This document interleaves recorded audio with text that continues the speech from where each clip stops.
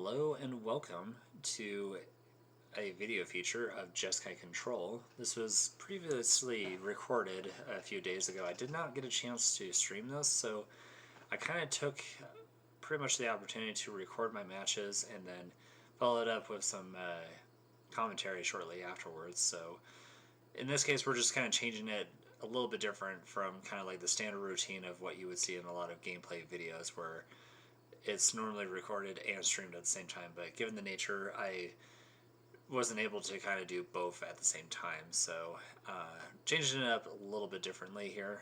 So hope you stick around. Here I'm just gonna give my kind of insight with like my gameplays through my actual league that I played, just to kind of review it and see what I could have done better. So to start things off here, we are playing match 1 with a hand that we kept on the draw, unknown opponent, but we find out that we are actually playing probably what looks like Affinity here. So to start things off here, we draw our card just to see if we were going to draw another white card, but we decided to use our Solitude right away to get rid of this Tamiyo. Play a land, kind of holding up Spell Snare here. If I remember correctly, I just didn't want to do anything else other than just leave up Spell Snare. I didn't want to like shock here with Steam Vents because it seems like it is an unnecessary 2-life loss there. So our opponent plays a Nurse Saga and just simply passes. We fetch. Here I'm kind of contemplating if I wanted to get maybe a Boros land or a blue-white land. Kind of made sense just to get the blue-white here. We see an island and we just automatically bin it. We draw a Wrath of Skies here.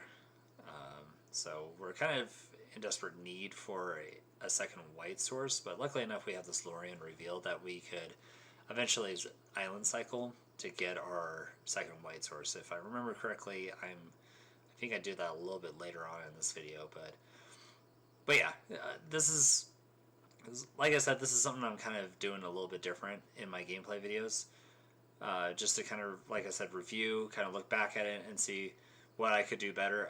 I also feel like this could also kind of help my gameplay and experience with this deck going forward, since I am planning on taking this to SCG Con Indy this weekend. So, and it looks like, yeah, we did end up using Lorien Reveal to get a Hallowed Fountain end of turn. So this gives us the opportunity to have our second white source and be able to cast Wrath of Skies here. So, looking at my opponent's board state, I actually end up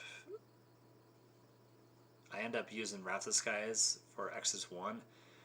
I could have just done it for 2 and still hold up Spell Snare, but I think this matchup against Affinity, I don't think there's any 2-drops that I'm really worried about. What's nice here is it actually resolves, so we pretty much Stone Rain our opponent twice. So we get rid of their Mox Opal and their Urza Saga before they can get another artifact. We could have waited a little bit just for them to kind of develop the board state, but I kind of like being able to take my opponent off of mana here. So our opponent does a bubble on our upkeep just to see what we are drawing into. We draw into a Teferi. Our opponent plays a Tamiyo here. And let's try to. This is also kind of a little bit difficult too because I can't remember exactly everything that I did here. Looking at this is probably one of those board states where I probably could have just let Tamiyo resolve and we could have just played Teferi here instead. So again, this is probably another reason why I'm providing this commentary, is looking back at this kind of makes me think, oh, should I have maybe played or not let the counter spell, or play the counter spell and play Teferi instead on the next turn, bounce it back, and then have them recast it. Give or take, honestly.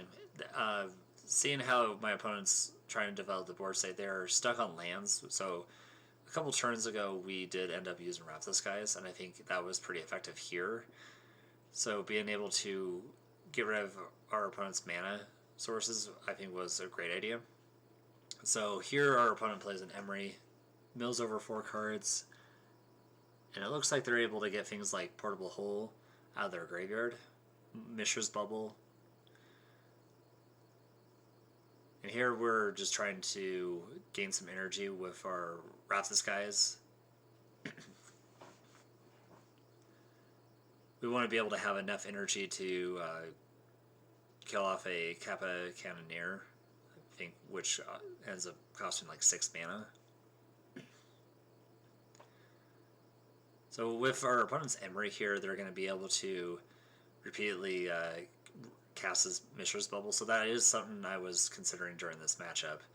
So here, I'm casting a second Wrath of Skies. What's funny enough is we are doing it on our opponent's end step, thanks to Teferi. We just don't want our opponent to get too much value off of this Emery, so we just want to be able to kill it right away. This also gets rid of the Mox Opal, and then our opponent's just back to their 2 lands. Our opponent does draw a card off the Mishra's Bubble on our turn. We just take up on Teferi and just pass. We have the Solitude, luckily enough to be able to exile their next creature, as long as it's not like a Kappa Cannoneer, because that thing has Ward 4. Kind of annoying here. So, funny enough here, our opponent plays a Darksteel Citadel, and we, thanks to our Teferi, we can actually bounce an artifact. Because Darksteel Citadel is an artifact land, we have to we basically make our opponent bounce it back to our hand and just be able to play it the next turn. So, as predicted, our opponent played the Darksteel Citadel. So we're going to just repeat the same thing again on the next turn. We draw a stock up, which is awesome.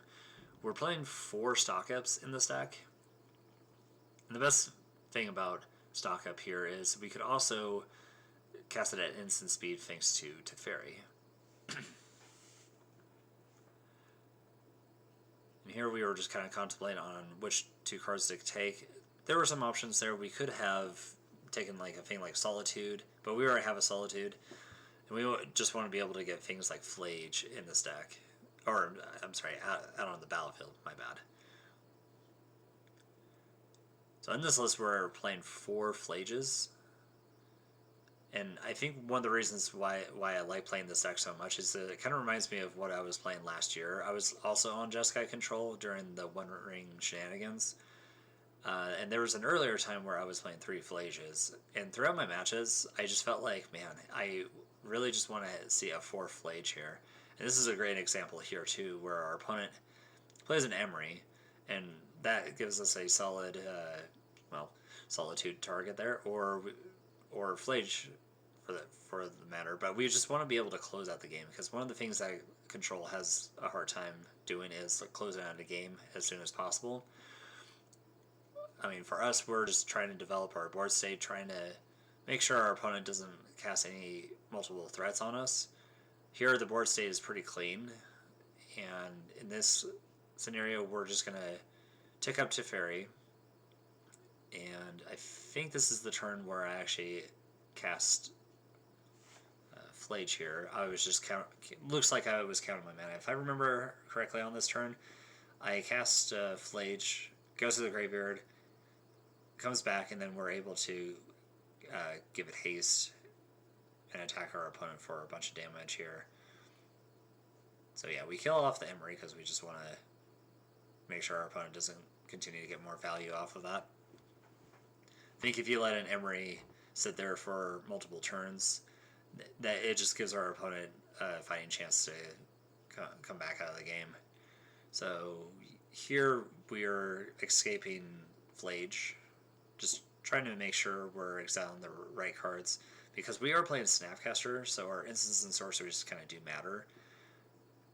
So we want to be able to exile things like creatures and lands, since we don't really have any possible way of bringing them back.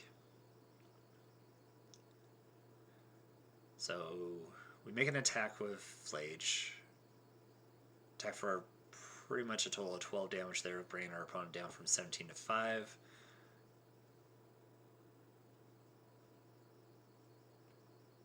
Opponent kind of sitting there, not sure what they're doing. Here I'm thinking we're probably in a good spot to win. Not sure why our opponents are really conceding here. But we kind of get hit with a Aurora, which is something that they can do since it's not a spell and it's an ability, so it gets around Teferi. Luckily enough, we can just cast Phlage. And we have enough sources just to bring back Phlage from the graveyard.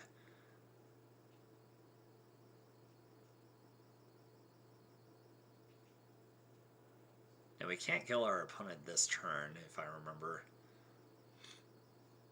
We're short 1 mana to be able to bring back our Phlage because our Arena of Glory is exerted and it doesn't untap until not our last turn, but the next turn. It looks like our opponent's playing Kappa Cannoneer, which this card in the early games really screws us over. We're going to just show our counterspell, which I feel like we didn't really have to show that. But since we were kind of hinting that we had a counterspell, I think our opponent just kind of saw the writing on the wall. Probably just wanted to get like more information out of our hand, which is kind of smart of our opponent to do here. Try to get as most information as possible. So we hit the sideboard here, and we're bringing things like Supreme Verdicts, Ashiok, Chama, all 3 of them, and Mystical Disputes, just to deal with any of the blue cards like Emery, Captain Cannoneer, and potential counterspells that they do have. This one I was kind of struggling a little bit. Taking out the Lorien Revealed probably isn't something that a lot of people here would probably do. You kind of want to be able to get this for like other mana sources, like when you really want to be able to get like a Steam Vents or Hall of Fountain, like we were showing in our last game there. I think without the Lorien Revealed, not drawing our second white source, we could have been so far behind. So I don't know if it's actually right to take out Lorien Revealed, but I think here I was kind of struggling on what other card to really take out. I was kind of thinking here for a minute here, because I don't know what else I kind of take out here. I'm trying to remember why.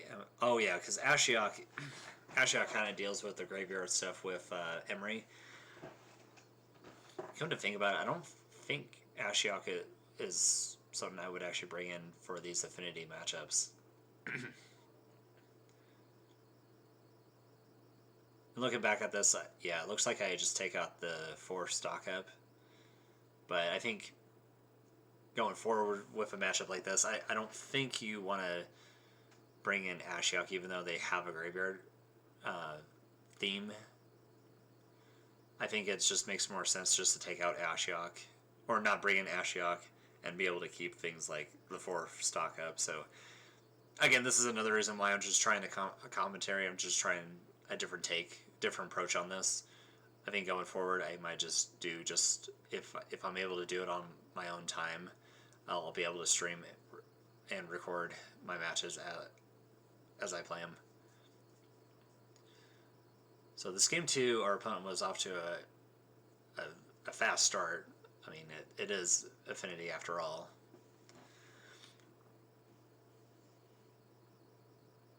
This is where Wrath of Sky is so great here.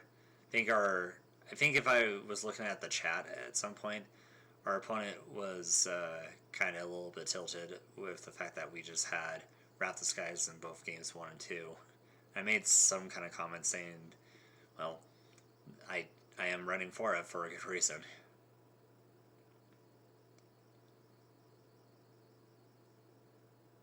And I forgot to crack my fetch line at their end step. Problem I've been having with coming back to Magic Online is like some of the clicks. So I usually F6, but F6 is pretty much an auto where you just an auto pass, so no priority. They just you're able to just simply go straight to your next turn. Whereas you can set a click where they can go. You can have it set to your end step, auto to your end step. So it makes it a lot easier just to crack your fetch line at end step. So we do a turn 2 Wrath of Skies. Our opponent, I think I was just trying to just jam the Wrath of Skies here, and if they had like some kind of counter spell, so be it. It doesn't kill the Tamiya, but I just wanted to kind of take them off of all this mana. I couldn't resist seeing like 2 Sagas and Mox Opal, so we're getting rid of like 3 mana sources here.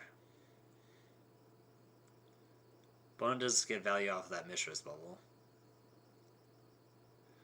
Yep, our opponent just conceded because I think they just didn't draw any lands. They were just stuck with a lone Tamiyo there.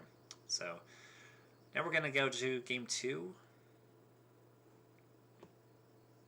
Or round 2.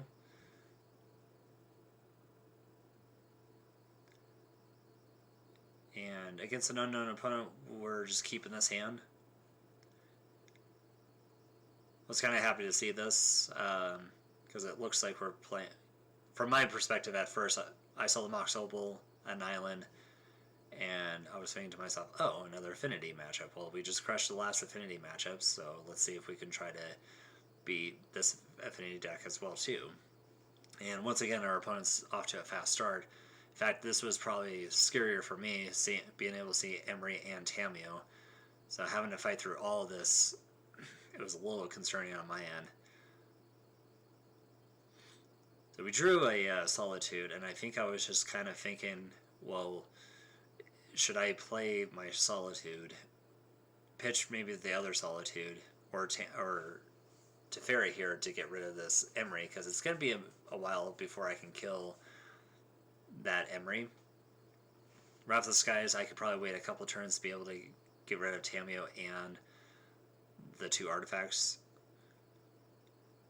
So I'm kind of tanking here a little bit, and I just wanted to be a little bit conservative at the time because I didn't want to spend another minute or so, because given that it's MTGO, it is a chess clock.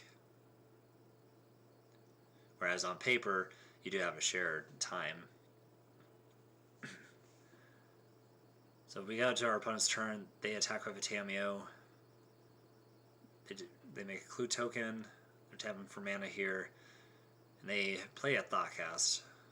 What's scary here is our opponent is going to be able to flip their Tamiyo. And unfortunately here, I had to cast the Solitude, get rid of the Wrath of the Skies. So then that way it does not flip. Fortunately, Wrath of the Skies does not deal with Planeswalkers. And earlier testing with like Azorius Control, I was doing things like Temporary Lockdown for reasons like this exactly, where if our opponent gets to flip a Tamiyo while we have a Temporary Lockdown in our hand, does not matter. So if that Wrath of the Skies was actually a Temporary Lockdown, I would not even be all that concerned about it. In fact, Temporary Lockdown would look fantastic here. So our hand is getting pretty light, but that was thanks to both of our Solitude pitches here.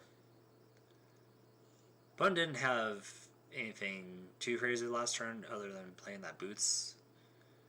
Here they're playing another Mox Opal, getting rid of the other Mox Opal, and playing a Shadow Sphere, and just passing. Here I would love to see a Wrath of the Skies. It looks like I surveil into a Tune, and I want to be able to draw that since it does provide us energy, and if we draw into a Wrath of the Skies at some point, having all this energy is going to matter, especially if they have things like Cannoneer. So we gain 4 energy, go back to back with Tune, and just pass after playing a 3rd land. Opponent is able to draw their 2nd land, Sire of Industry from what it looks like. We draw our 3rd Tune, so that puts us up to 6 mana, which is perfect. Because I think, against this deck, I think all they have is anything 6 or less. So we're getting heavy with our lands. But we draw a Phlage here. And this is another reason why I like Phlage, having 4, because I just want to be able to see Phlage at any given time. So our Phlage resolves. I would be kind of surprised if our opponent was countering that, especially since their life total is so high. But they do take a different approach here, where they dispatch this, and I think that's the right call. Even though our Phlage would be going to the graveyard, being able to have the opportunity to exile it while we have the chance is probably, like, on our opponent, the right call.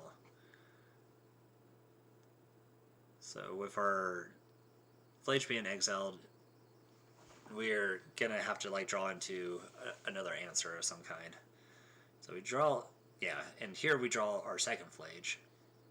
So now we have to make our opponent have another dispatch.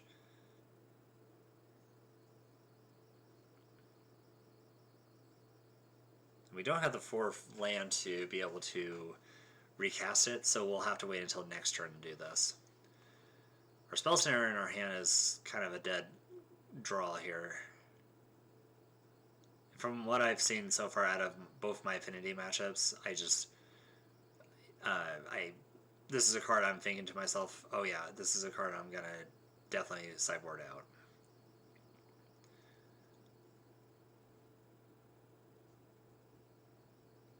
So we're taking the opportunity to recast our Phlage here from the graveyard. I think we're just trying to make our opponent have some kind of counter spell. And our opponent has a Metallic Rebuke.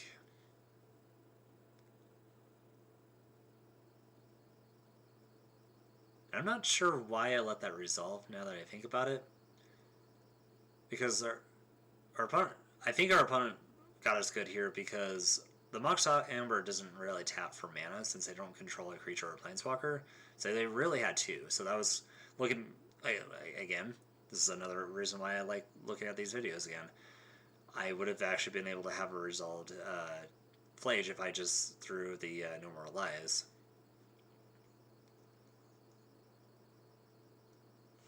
We draw a Teferi here, which will be able to finally stop their counter magic, and it resolves. Here we're thinking if we want to bounce something to our opponent's hand, we want to bounce the Boots back to their hand and make them recast it. We draw a Stock Up, which is a nice follow-up with Teferi, and given our mana here, we're able to cast Teferi and have mana open for Stock Up. So we cast a Stock Up. We see 3 lands, a Stock Up, and a Snapcaster Mage. Here I just want to be able to take a fetch land and a Stock Up, just to kind of feel our graveyard. And since we're missing our land drop, we just play this Flooded Strand.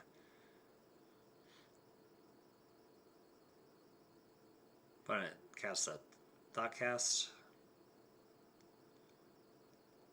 So yeah, I think this game would have been done a lot sooner had we seen that line of play. Our opponent made it look like they were kind of bluffing 3 mana there, and we just kind of looked at the board state without even reading what Mox Amber does. So I think our opponent would have just been dead many turns sooner. So end of turn, we Surveil, and we see a Discharge. We're just going to keep that on top just in case, mainly just to have an answer to our opponent's Urza Saga. Since we have Teferi on the battlefield, we're safe to recast this Phlage.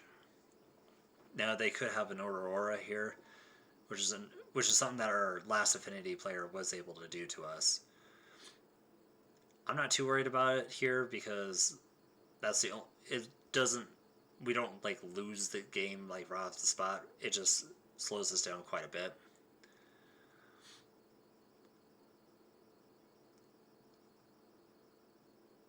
And with haste here, we're going to be able to deal a total of 12 damage.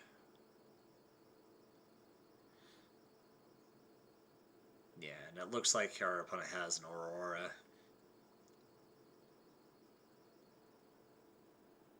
We at least get value off the Phlage to be able to deal 3 damage to them.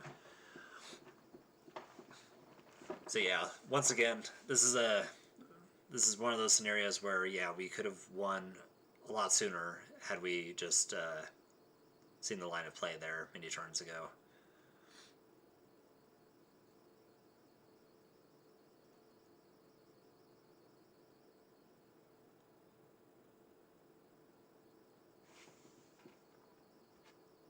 Yeah, it's kind of crucial kind of like looking at these videos when I look back at them, because I can't say I am playing any of these matches perfectly.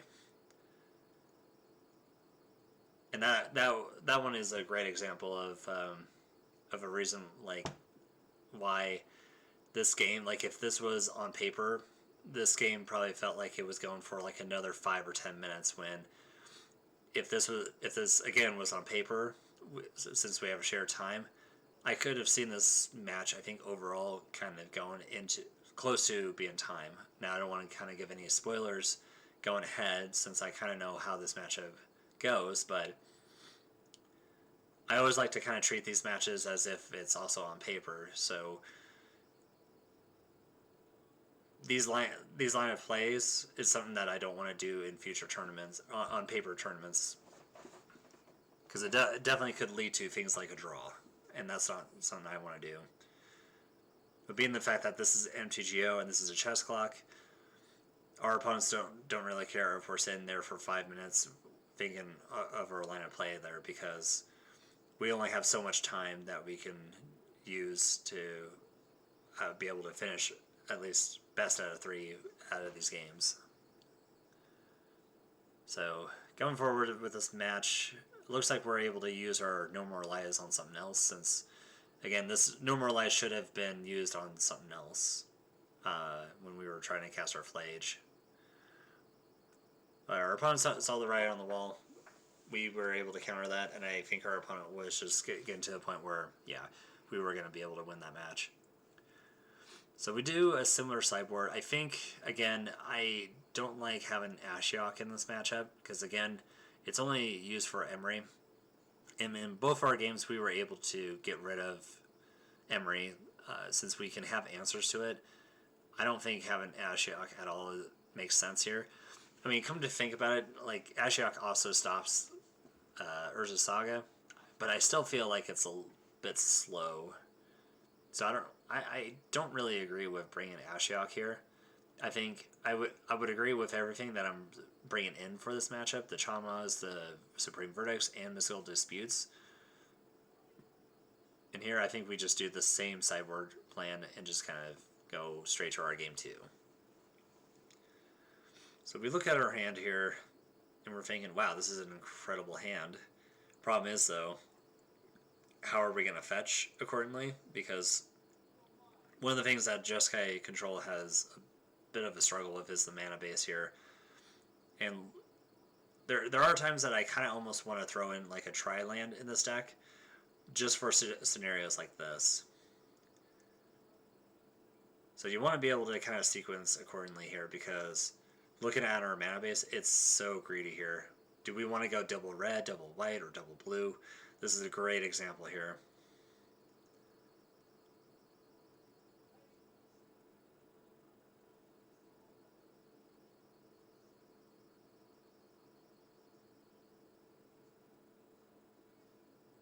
So our opponent plays an Emery here. And I think we're kind of still struggling on like what we want to fetch at end of turn here, because it's really tough. Not really sure what I end up doing here. I think because I have Tune the narrative in my hand, I kind of just want to use this Tune to kind of ramp up our energy. Yeah, it looks like I cracked the fetch land, and I'm here kind of contemplating it, what lane I want to get. I think I'm pretty certain on wanting to get a blue-white source here. I don't think Chama is something that I want to play right away. I think Chama is something I could probably cast at a later turn, but yeah, this is... Here I'm just kind of struggling. Even right now during this commentary, I'm trying to like figure out, oh man, what's the right kind of play here to do, but this actually kind of makes sense here. I wanted to just kind of surveil, get a tap land, see what we probably were going to draw into anyways. Because I think one of the important things about playing Control here is sequencing your surveils. Sequencing like your draws here and seeing if like you want to be able to draw into additional land sources. And I think this was the correct line where we want to be able to see what our card's going to be. Since we got a third land, that does allow us to get a red source right off the bat. So we got a blue-red Surveil land. I believe we kept that stock up on top. Our opponent plays a Piffy Needle. Can't remember what they name here. I think they name like Teferi. Oh, it's kind of a little bit hard to see with my screen here.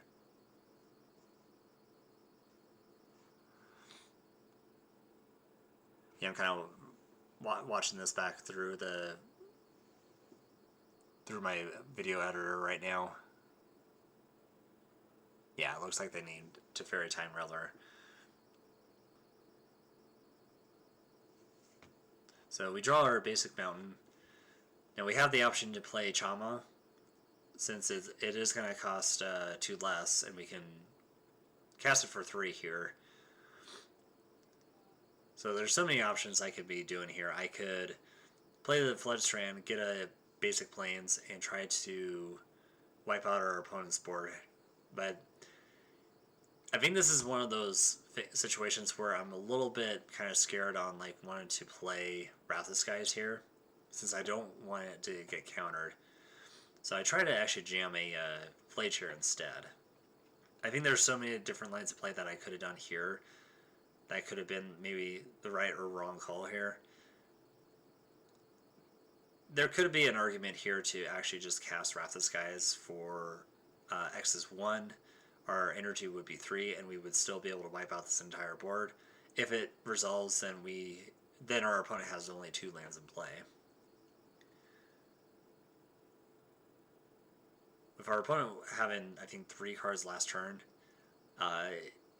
it's really hard to say, but a good friend of mine was also saying that this is the kind of format where you just want to be able to simply jam. If they have it, they have it. And I think this is a perfect scenario here where if we use Wrath of Skies, our opponent would not be able to cast our Kappa Cannoneer here. And because we didn't do that, they resolve a 5/5 turtle here, and we can't even counterspell that. We can try to use Wrath of Skies here, but it's not going to be enough to kill that turtle.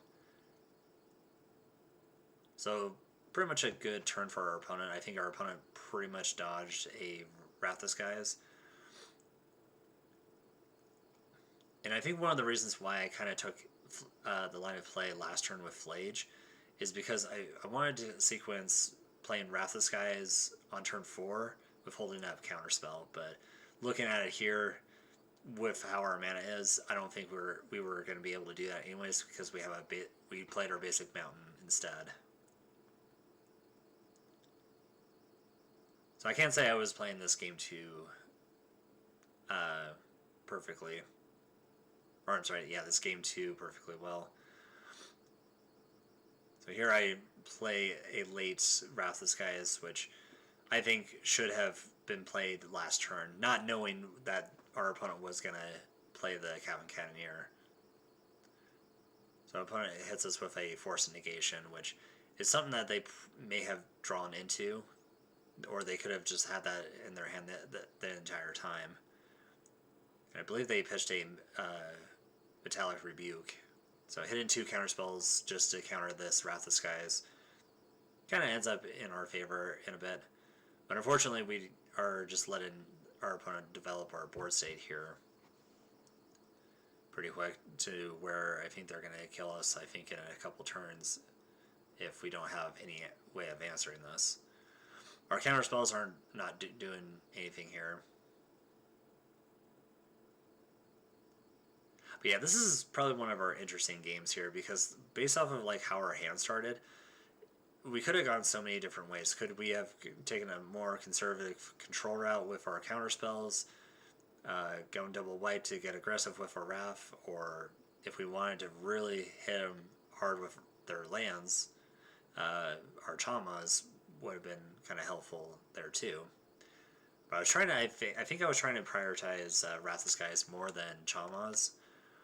I think if we hit our opponent with a board state where we wipe out their entire board, then we can eventually get them down to like 2 lands, have enough mana to still cast Chama, maybe for 4, maybe even 3, depending on what their lands look like, and be able to just like slow them down quite a bit. But unfortunately, that game 2 went in their favor. So yeah, it's kind of hard to say. Again, looking at that matchup, it might have made more sense just to try to jam the Wrath of Skies there. So we go to our sideboard, we don't make any changes, we just go straight to game 3. And here we're looking at our hand. We decide to keep it, I think just thanks to things like Counterspell, well, pretty much all the cards in our hand. We play a Phlage Strand and just simply pass.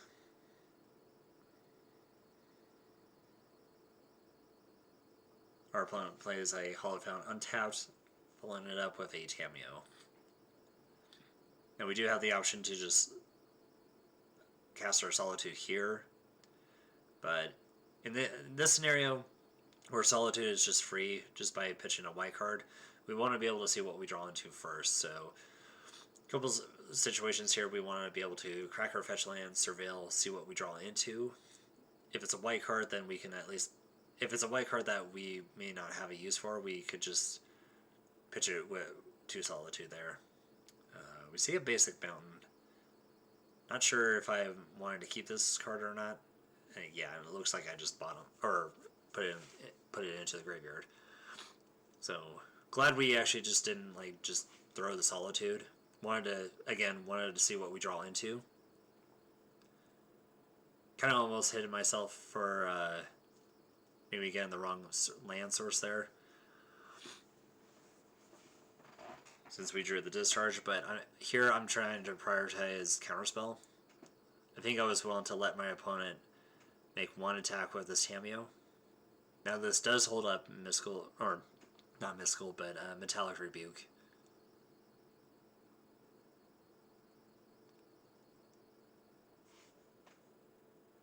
Our opponent plays another Hallowed Fountain, comes to play untapped.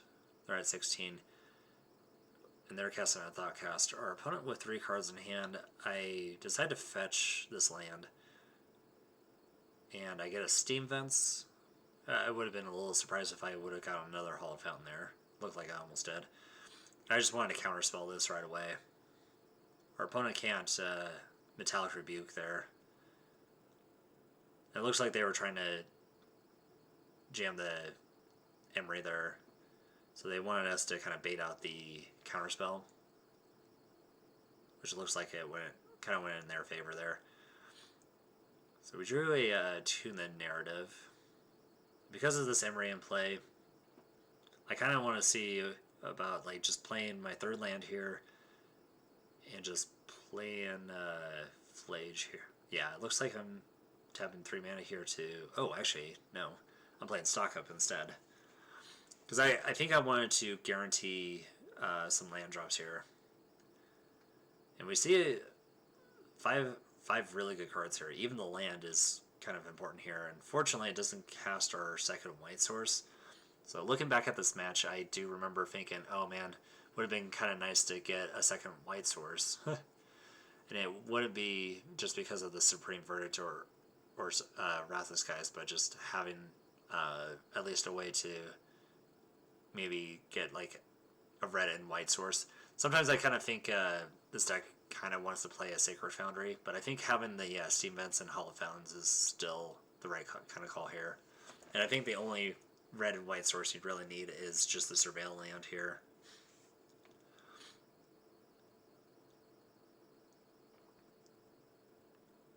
And we didn't have to counterspell that Thoughtcast, but I felt like it was kind of necessary because we don't want our opponent to be drawing too many cards. And plus, by counterspelling that Thoughtcast would prevent our opponent from flipping that Tamiyo. So definitely made the right call there. But looking at how our opponent's developing this board state, I'm really kind of hoping for a 2nd white source here.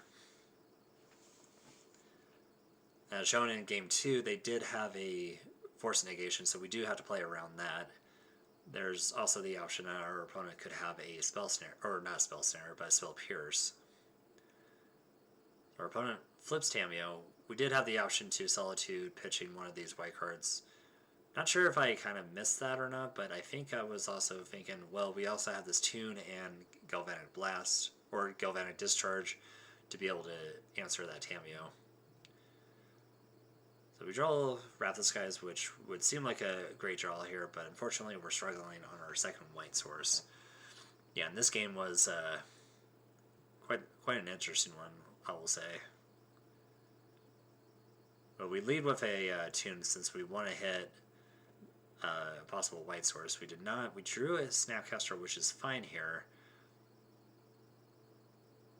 And here I was kind of contemplating how we wanted to sequence this land. Did we want to... I think we definitely wanted to shock in this Steam Vents. But I was also kind of thinking about, like, how do I want to deal with this Tamiyo? Because I think if I don't discharge now, our opponent's going to take that Tamiyo up to 6, and it'll be kind of out of energy range. So we prioritized just killing the Tamiyo. Our opponent didn't want to, like, force negation that. I think they want to save that force negation on something scarier like Wrath of Skies. But this entire time, I think I was thinking to myself, oh man, it would have been nice to have another white source. So maybe getting the other Hallowed Fountain would have been maybe the smart move there. But if we would have gotten another Hallowed Fountain, our Arena of Glory would have come into play tapped. And I think we were trying to play our turn 3 with a nice follow-up, like stock up from earlier. So still looking back at this, I think we did it the right way. Unfortunately, with how this game's kind of developing, we are kind of really hoping that we would have gotten, or should have gotten, a white source, but instead, I think this is still fine. We have plenty of opportunity to draw things like another fetch land that can get us our white source if need be. There is a reason why this deck is running 9 fetches, so we have a better chance to draw into them.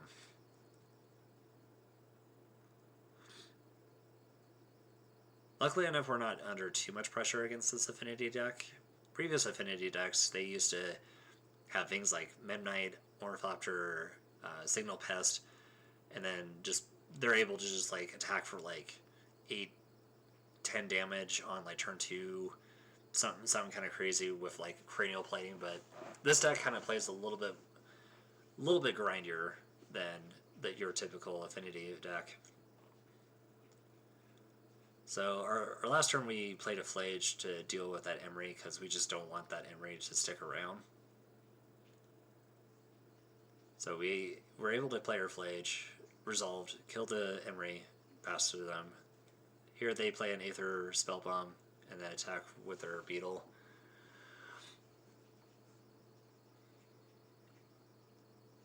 And with Phlage we were able to gain our 3 life, so we went back up to 16. So we draw a Teferi.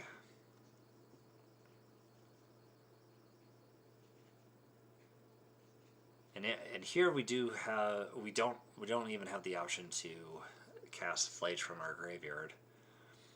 Again, this is another scenario where having double white would have been nice here.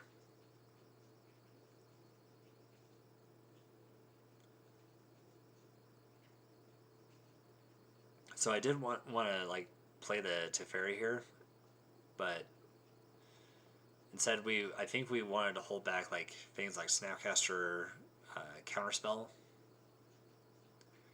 Here our opponent plays the Thoughtcast, we ignore that.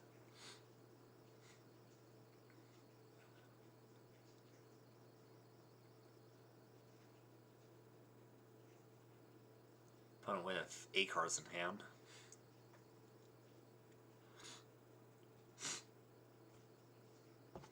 Oh, excuse me. Getting a bit of a stuffy nose here.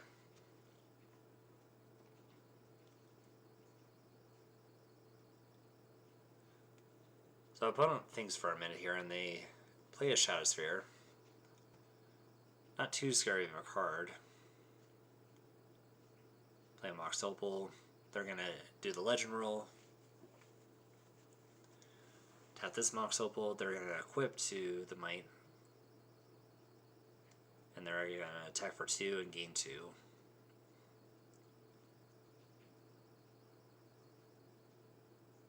think this is all our opponent does for the turn. If I remember correctly, maybe they play a couple other things. But I think this is the turn where I go Snapcaster Mage Tune, since I really do want to hit our land drop, and while we could have done this last turn,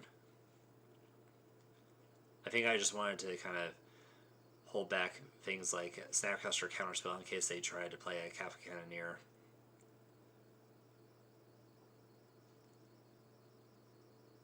So I might have gotten maybe a little bit hasty doing Snapcaster Tune, but I really wanted to hit our second white source, which, thankfully enough, we did draw the Arid Mesa here. And since now we're in this kind of interesting board state where we have double Teferi, double white sources, we're not really too sure what we want to do here. In fact, I even hold back with Snapcaster Mage. I think here I'm just trying to prioritize having Solitude.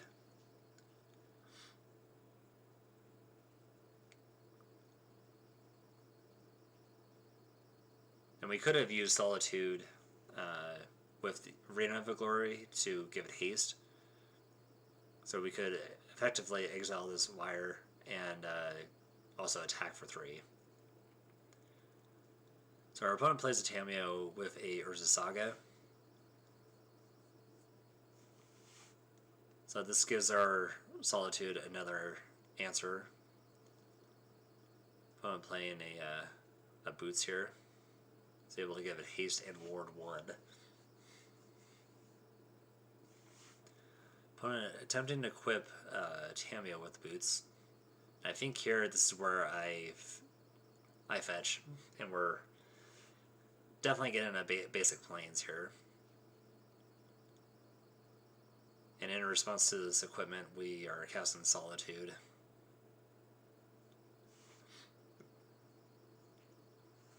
What's nice here is since the boots would give it +1/+0, they're not going to be able to gain any life. So they go Metallic Rebuke, and they decide to counter this Solitude. And our opponent with 3 cards in hand, this is where I probably wasn't paying attention to what was in their hand, and that I think I was trying to play too conservatively around this. So I kind of had to see what our next card was gonna be. It's kind of funny here is our Tamiyo is kind of a threat now, since it now is a 1/3. So our opponent passes by playing a Mox Opal, and then we draw a Wrath of Skies. Now this is, I think, our misplay here. We decided to now jam the Teferi, which I think is something that we should have casted maybe 2 turns ago.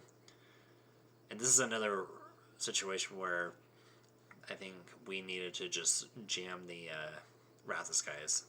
Our opponent with having 2 cards in hand, they would have to have Wrath of Skies or Metallic Rebuke.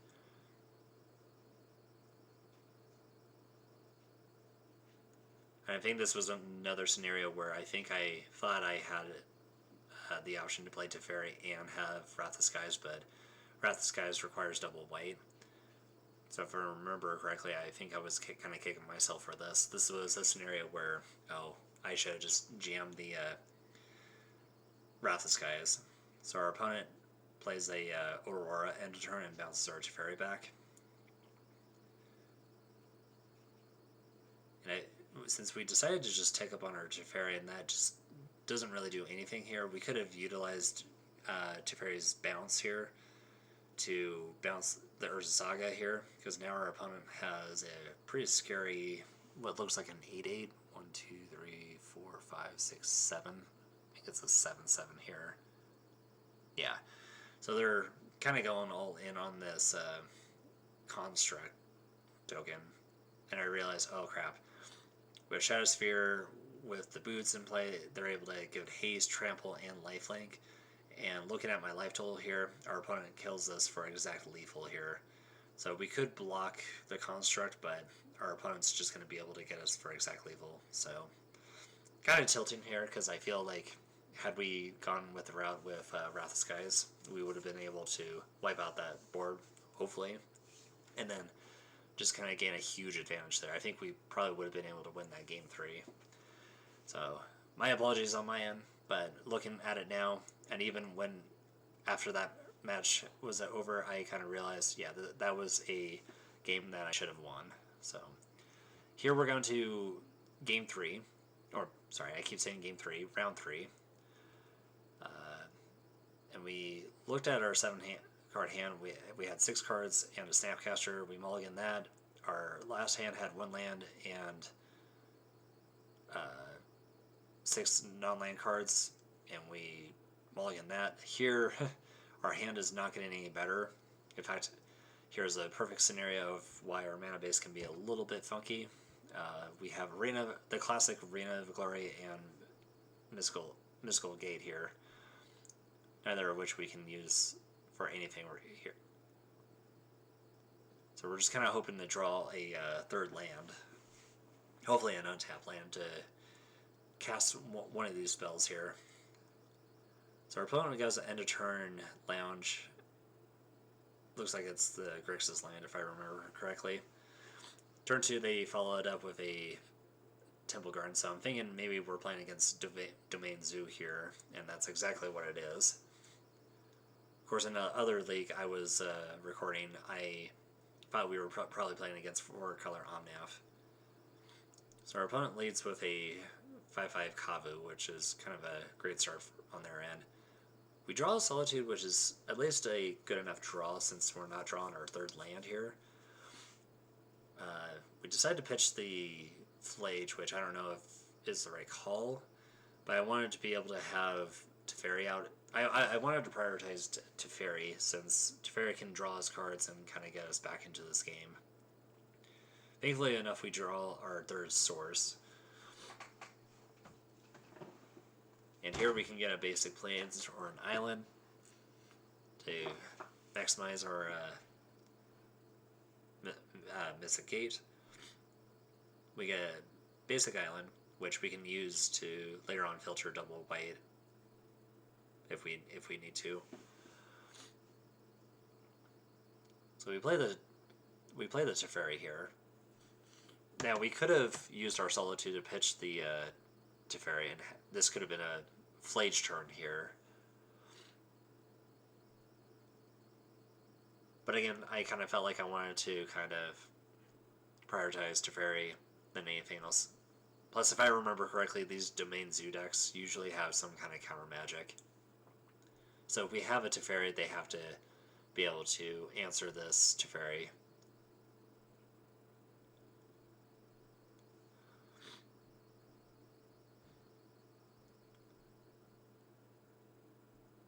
And it looked like our opponent was trying to cast a spell on our turn.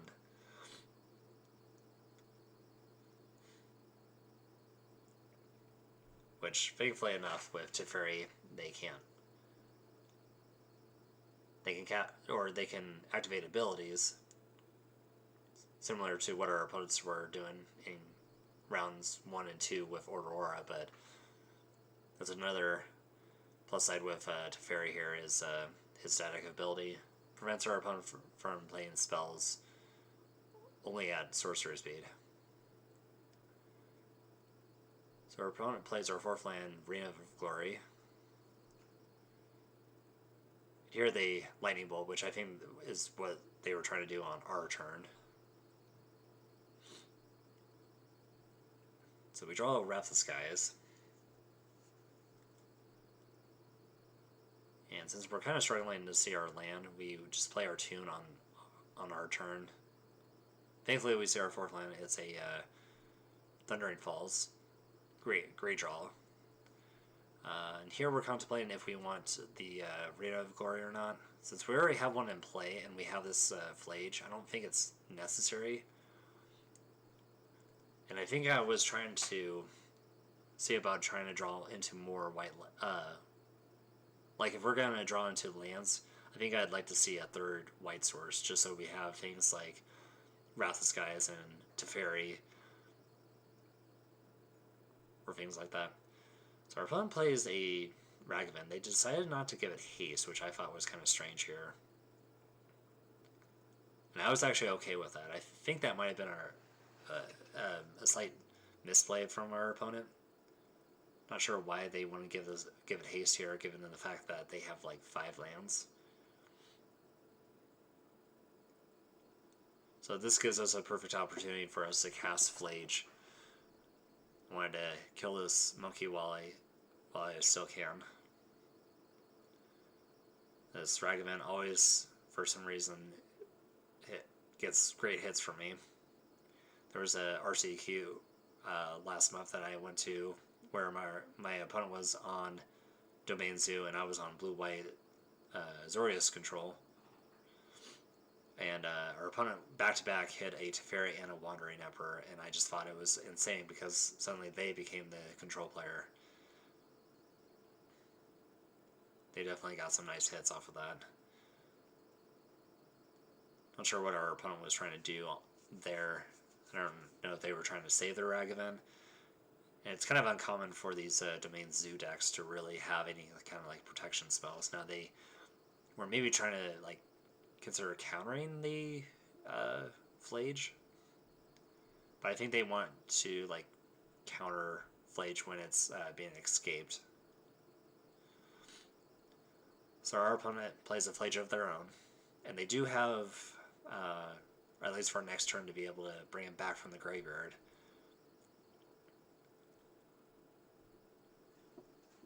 So we are a little bit scared of that.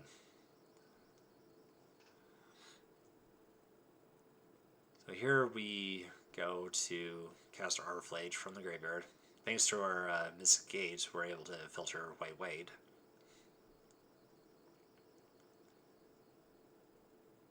We're exiling 5 cards here. And again, when you're exiling cards with Phlage, you want to be able to exile as many non-instant, non-sorcerer cards as you can, because here we have a Snapcaster Mage in hand, so I'm trying to exile cards that Snapcaster Mage can't buy back, or if we are trying to exile some instants and sorceries, we want to be able to prioritize maybe the best kind of instant or sorcery card for a later turn. So here we keep Tune the Narratives, which is something that Snapcaster Mage can have value for.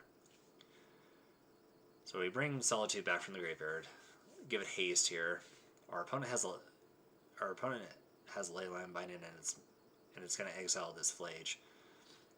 Now, if we're able to get our Phlage back with using things like Wrath of Skies to destroy it, our Phlage will come back, but unfortunately, because it wasn't escaped, it gets sacrificed, so it'll go back to the graveyard again.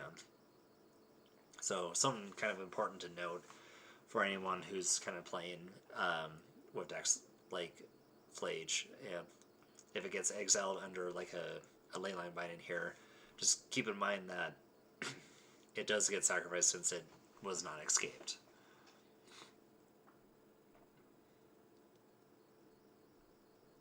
So we go to our opponent's next turn, and I think our opponent here is also trying to cast Phlage. I think we might have hinted last turn that our Phlage was going to be able to kind of bring them down to, I think, 10 life if this wasn't met with a Leyline Binding. Now our opponent's side with Phlage, being able to exile cards on their end, I don't think it actually matters. So they're able to exile just any random 5 cards of their... I mean, they could even just choose any 5 cards of their choosing.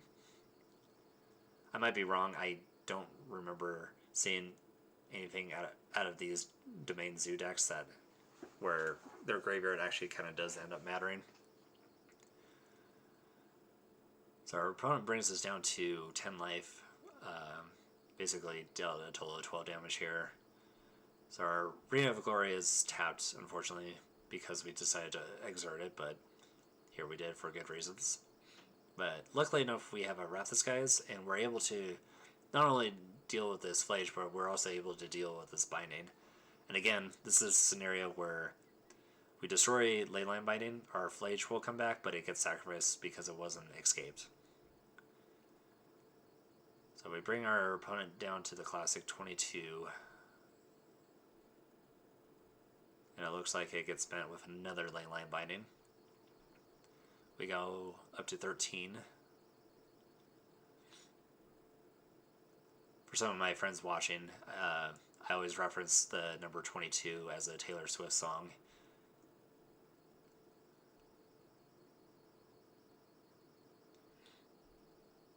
Our opponent next turn plays this Cyanide Dranko, since they have the Lounge and Temple Garden, which allows it to be cast for 10 less.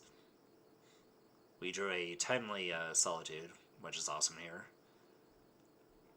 So as long as they don't have a counterspell, I think we're kind of in a good spot here. So our opponent attacks for 4. We definitely want to just fire off this Solitude, since we really don't want to bluff anything like a counterspell, or since we don't have anything here to really effectively bluff. We could try to go Snapcaster Mage Tune and try to draw into a counterspell, but again, it's not answering what's on the board state. Now we could go down to 9 here, but the problem with Domain Zoo is they also play things like Tribal Flames, and their Tribal Flames would deal 5 damage to us. So if they have back-to-back Tribal Flames, they can kill us here. So that's why we wanted to throw the Solitude out there before damage was dealt. Now we could have, looking back at it, I think since we were actually going to cast the Solitude on our opponent's turn, we might as well have used the Solitude on our turn to actually give it haste. So we could have also gained 3 life, assuming that our opponent didn't have a way to answer Solitude on our turn. So our opponent, or I'm sorry, we're playing a Snapcaster Mage here, flashing back a Tune the Narrative. Just trying to see some kind of important draw here. Sorry, lost my train of thought there. We did draw a Discharge, which doesn't exactly answer our opponent's Phlage, since we're at least 1 energy short. We do have this ending that can answer it, but the fact that they have a Reign of Glory, this would effectively put us down to 1, so we don't really have a reasonable answer to it just yet. Now, if we draw into things like a Teferi, and then able to instant speed our ending, we would, of course, need a back-to-back draw there, where I think we would need, 6 lands to cast Teferi and then have 3 mana open for Prismatic Ending.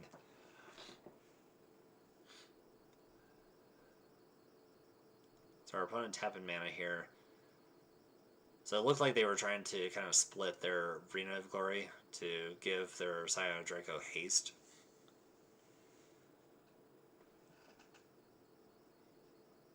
Then, I guess I kind of forgot about that. Looks like they kind of messed up there. Not really too sure why, because they did have an extra white or red mana. They could have. Oh wait.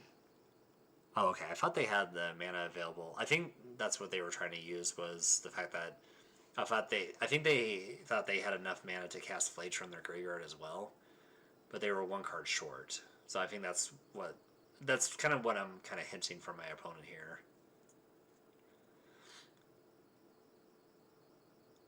So I think we just want to just attack with Snapcaster Mage, since if they do bring back Phlage next turn, it's going to die anyways, so we might as well just get on our beats. But I guess looking at this right here, since we did play our fetch land, if our opponent does buy back Phlage, it would effectively put us down to 1. So with our fetch land, we're not going to be able to effectively use it here.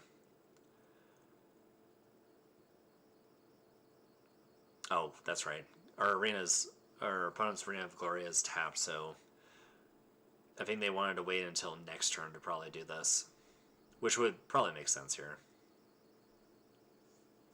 So our opponent Lightning Bolts our Snapcaster Mage away, which is fine. We see a stock up, which is awesome, because stock up is our best draw here. I think since the banning of the One Ring, I think this has been the best replacement for these control decks. Who would have thought a little mini dig through time would be so good. Unfortunately, with our stock up, we don't really see anything good here other than No More Lies. But even No More Lies here is starting to kind of get out of range here. Because with 6 lands, if our opponent draws a 7th land here, it gets out of No More Lies range. But if our opponent goes to play a Phlage here, and they don't play a land, we actually exile the Phlage, which is actually important to note here. I think this is one of the reasons why we're also running No More Lies here, is the exile effect matters so much. This also kind of comes up against like Boros Energy, where like cards like Seasoned Pyromancer is a card that if you exile it with No More Lies, they can't even use the last effect on it, where I think it's like, what is it, 5 mana, and they get 2/1/1 tokens. So as predicted, our opponent plays a Phlage. They do keep a Phlage in their graveyard, so we have to eventually be able to answer that at some point.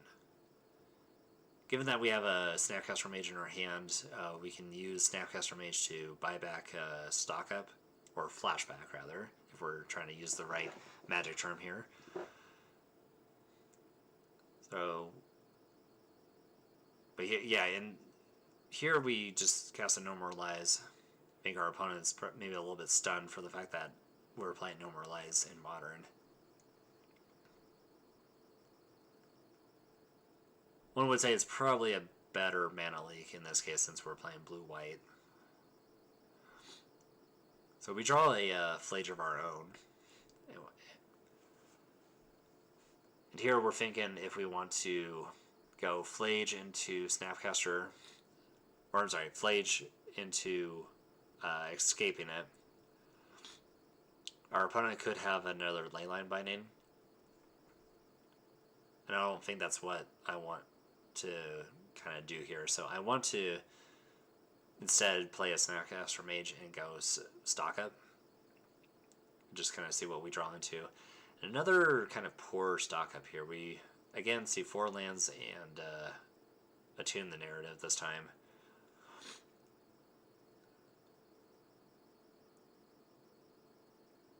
But this kind of creates a nice setup anyways, since we did hit a land, we were able to pick that land and be able to cast it for 3 with our Phlage.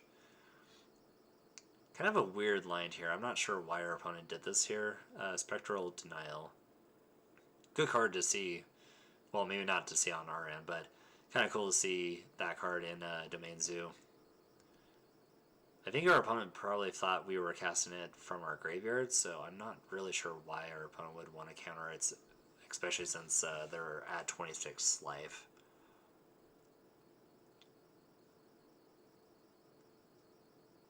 Probably because it's just not going to see any value here, I guess.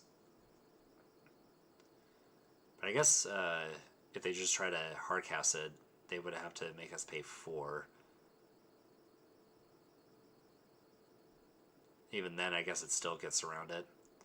I still think it was kind of weird for our opponent to play that counterspell on our Phlage when it wasn't even being escaped.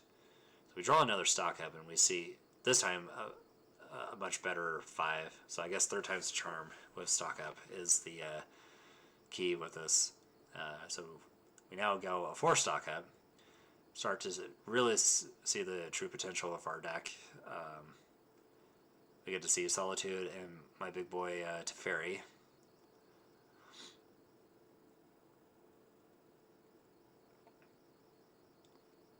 I'm pretty sure I'm aware that Phlage is in the graveyard, and we could have casted it on that turn.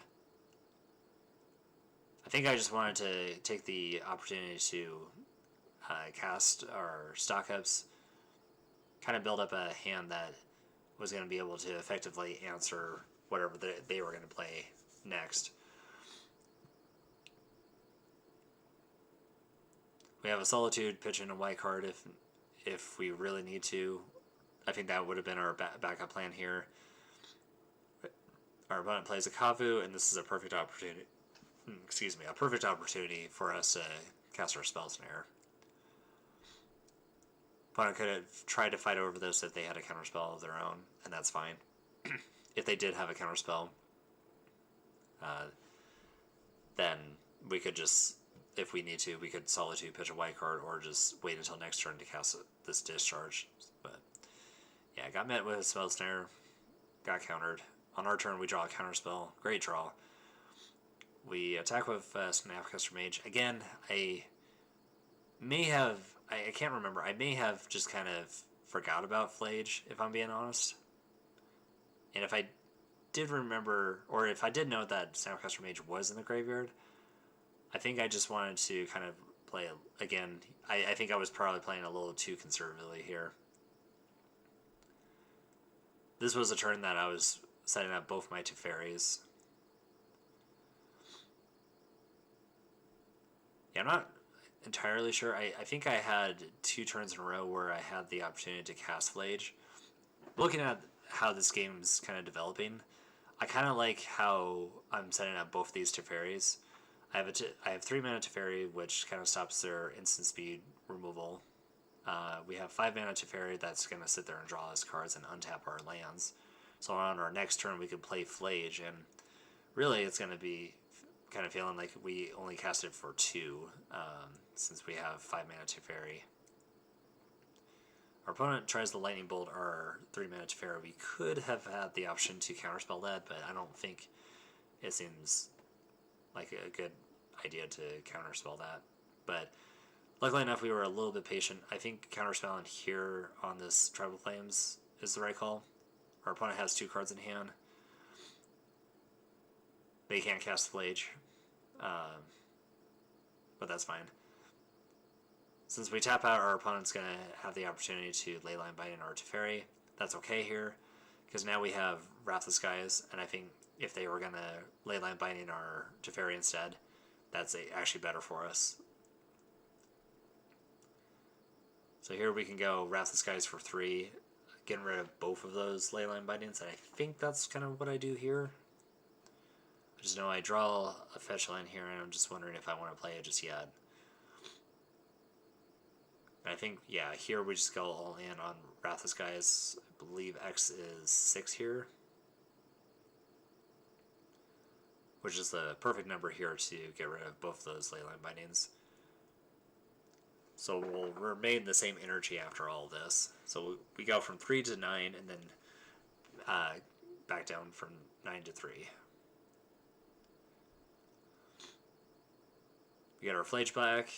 Unfortunately, our Phlage won't stick around because it wasn't escaped. Poor Phlage. Gets hit with a 3rd Leyline Binding. Our opponent does not like Phlage. Luckily for us, we have 1 in our graveyard.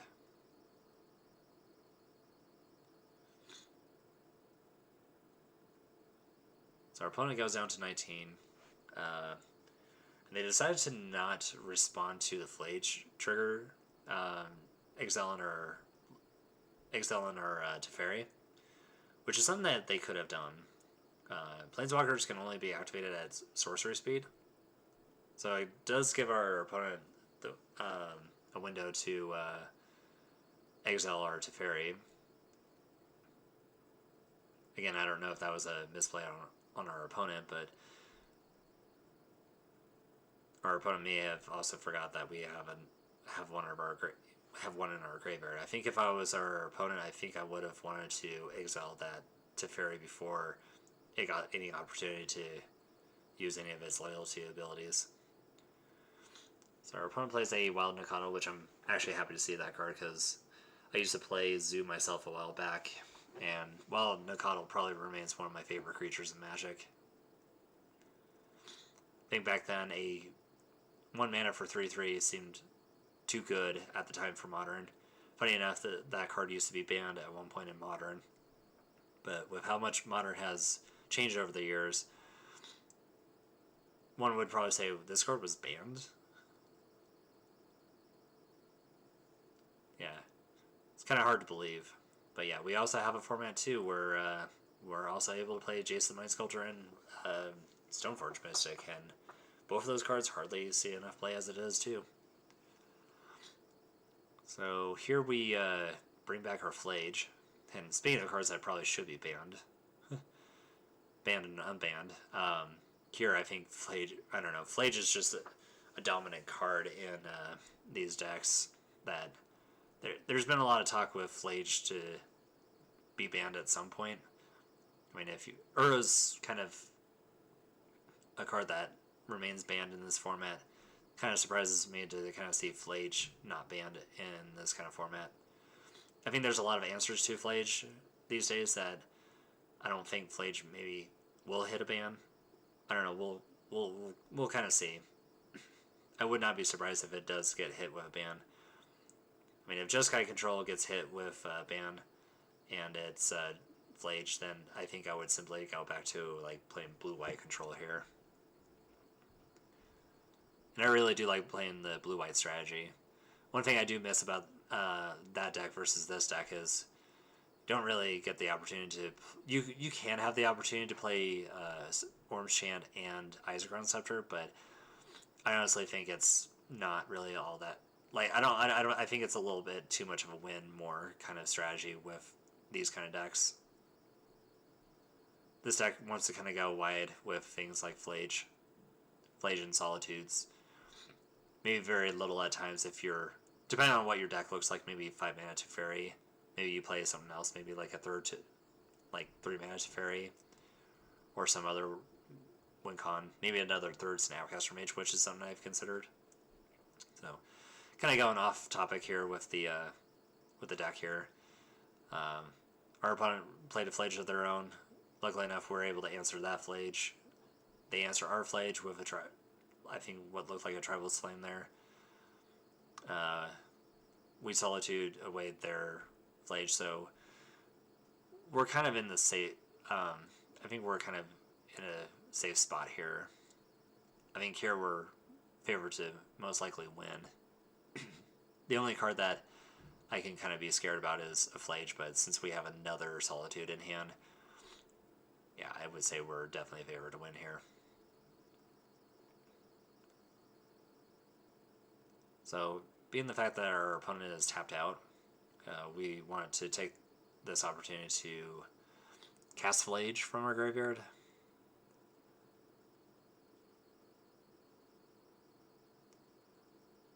And I think we had a good chunk of instants and sorceries, so we had to exile some instants and sorceries. So, in this case, we just wanted to exile the instants and sorceries that kind of mattered the least.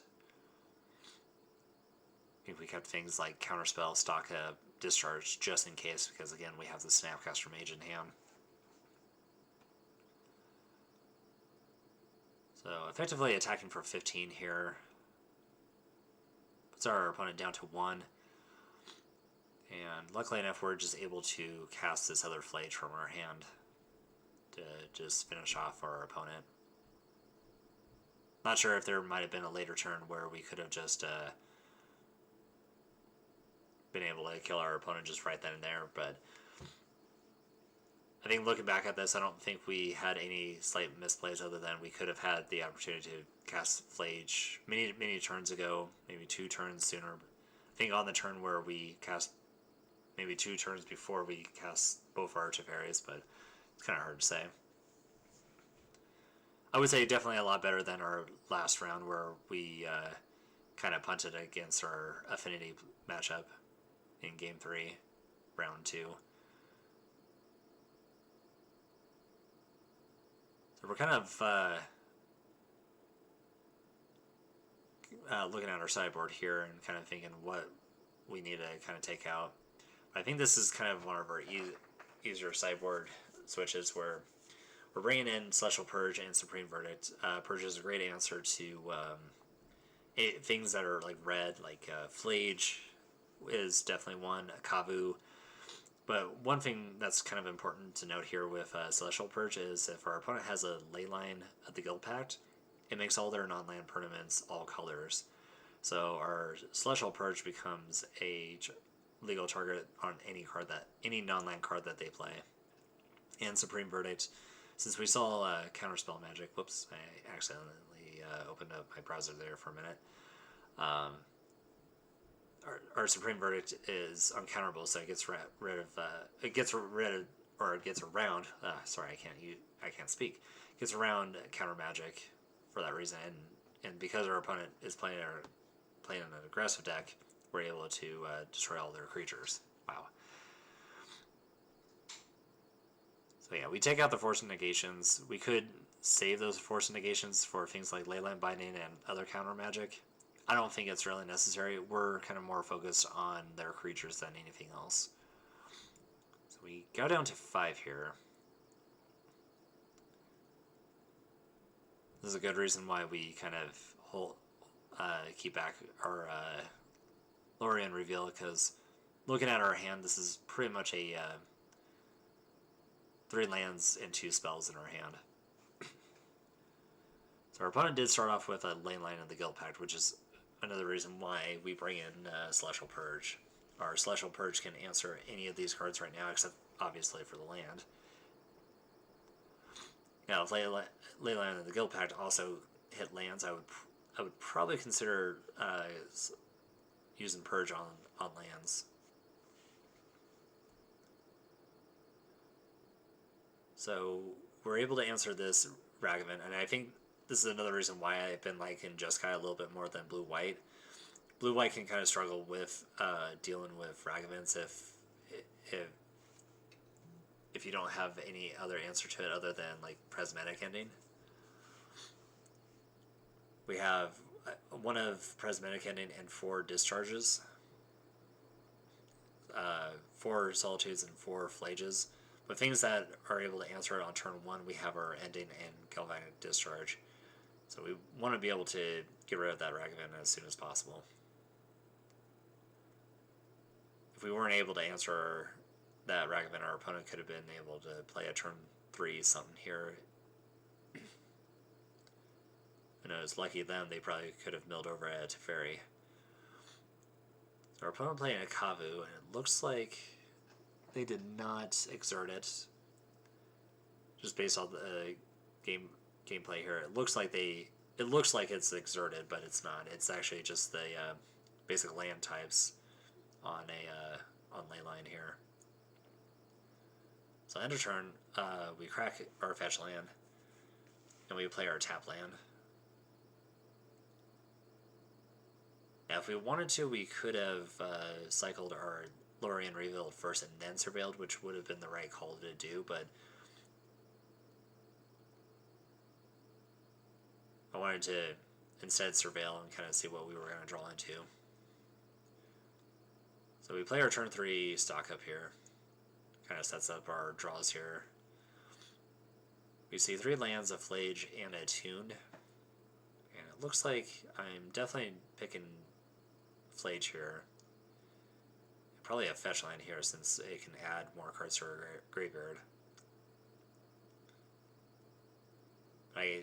Looks like I choose the Plane since it does allow us to cast Solitude.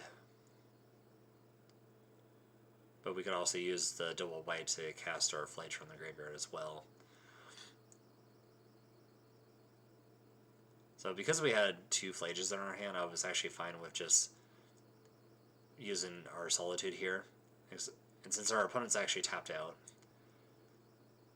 it's kind of interesting to kind of have to play around counter magic against a deck like this.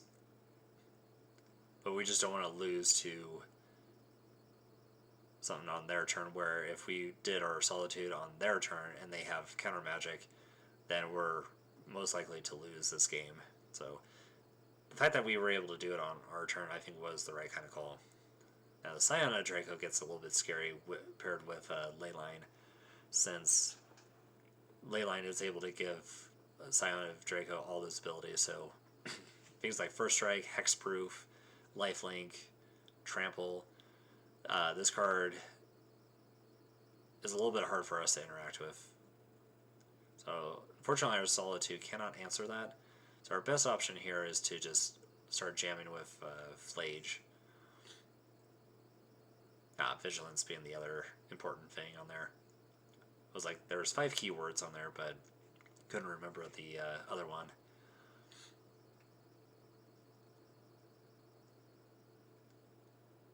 Yeah. And the fact that it also has lifelink, they're able to regain that life that they lost. Our opponent has 2 cards in hand. We actually ended up drawing a Celestial Purge here, so we're kind of wondering, do we value using Celestial Purge here? One thing I probably don't note here too is by playing Celestial Purge here, they could still play that. I'm kind of drawing a blank on the card. It's not. What is it? Summary Dismissal or Stubborn Dismissal, where they can just counter this straight off. But I think I might have been thinking about that, but since that only counters non-creature spells, I wanted to play Phlage. But they also had that other, I think it's called Spectral Denial, where that one can still counter Phlage here. It would cost 1 less since they have a Cyana Draco. But here I just want to just jam our Phlage since it's the best use of our mana.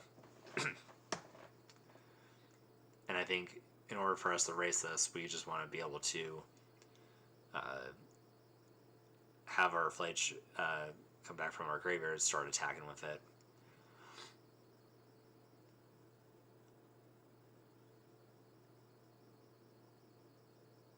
So our opponent, so our opponent attacks.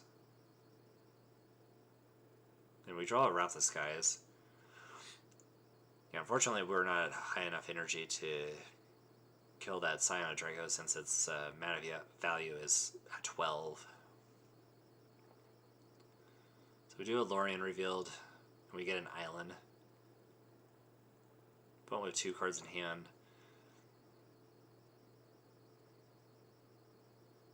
So we probably want to be able to fire off this Celestial Purge, but funny enough, we can Celestial Purge the Leyline Binding here, since once again it counts as all colors.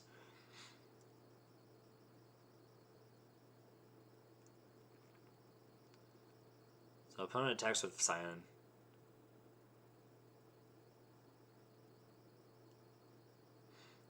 And I think this was kind of a misplay because we fire off this Celestial Purge. I don't think there was any reason to not cast it there before damage. So we could have prevented our opponent from gaining 4 life there. So our opponent really should be at 20 life. Yeah, this is the part where I think I kind of vaguely remember why I was like, wait, why did I cast Celestial Purge at their end step when I should have just done it right before damage. I think I was just trying to kind of wait to see like what they may draw into.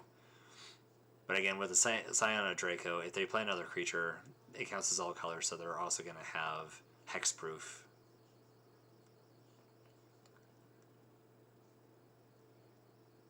So we're playing Solitude here, and the reason why we're playing it on our turn instead of their turn is so that I kind of learned my lesson, I think, from previously, where I could have used Solitude on our turn, but we decided to use it on our opponent's turn. So I wanted to kind of take advantage of giving our Solitude haste and being able to hopefully gain 3 life here, but unfortunately got met with a Lightning Bolt. So we're down to 9 life. The thing I'm kind of mostly concerned about is double Tribal Flames. Luckily enough, that's not the case. Opponent does crack a fetch land and surveil a land away. I think they were trying to do that because if they would have hit a Phlage there, I think that would have been pretty much game over for us.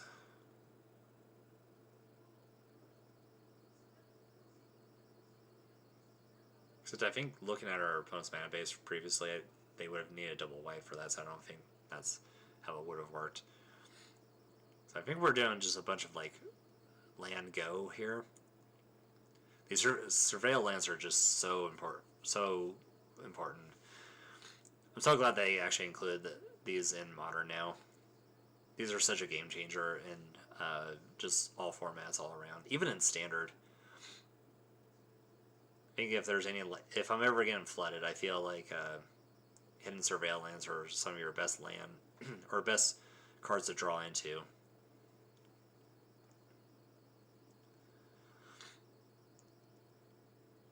So we're going pretty heavy on our Wrath the Skies here, but for a good reason. We want to be able to get that Phlage back. And with our opponent down to just one card in hand, we just want to be able to take advantage of it while we can. So, unfortunately this depletes our energy, but that's okay.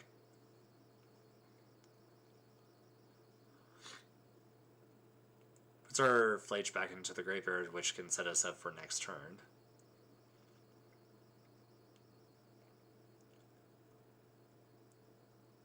Opponent tapping 3 mana here, 4 mana. Nope. Changing their mind on that.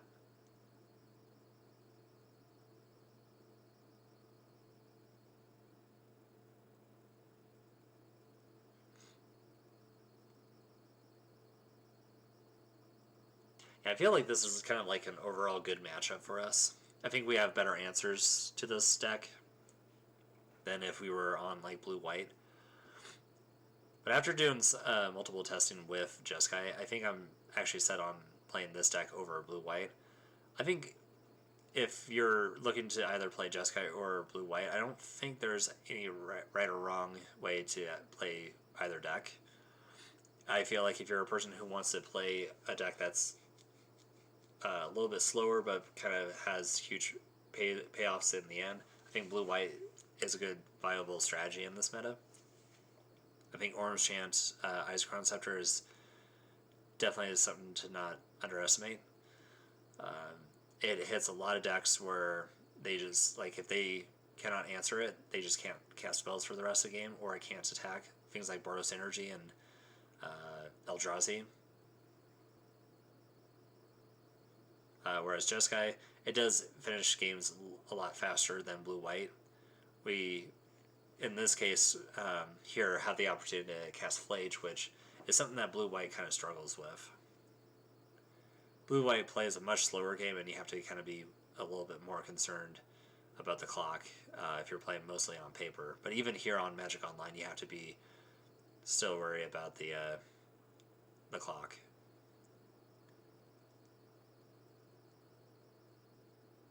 This is still game 2, and this is something kind of important to note. We have 4 minutes left on the clock, and our opponent's ahead by 2 minutes. I still think we're kind of in a good spot here. So if we lose game 2 here, we would have to kind of play pretty quick. So this is an example where I think Jeskai can finish reasonably quick over blue-white. It's less clicking that you have to do. And here we're able to bring back our Phlage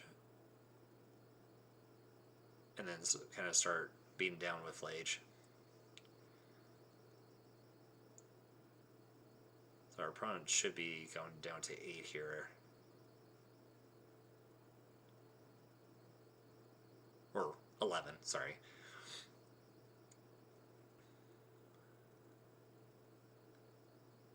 Yeah, it was one thing I was kind of starting to get a little concerned about, because with how this game was kind of going, it was just a matter of time for our opponent to maybe draw into their like 4th Leyline Binding, some way to answer this Phlage in some kind of fashion. Because here we're drawing things like fetches, and we have got all of our Surveil lands, so really this would just be trying to thin out our deck. So our opponent's starting to kind of play a little bit slow, and I think this is where I kind of am starting to get a little annoyed, because I think Not only they are kind of playing a little bit slow here, I think they're trying to purposely drain our clock so we can pretty much effectively just time out and lose, and then they just get a game out of nowhere.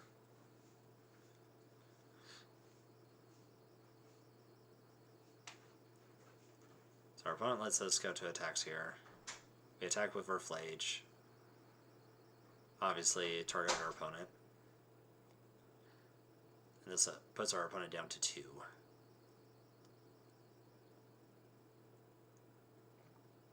So even if they have a blocker, let's just say they have a Phlage of their own, or some way to get, some way to block this Phlage, just with the attack on Phlage by itself, we'll be able to kill our opponent.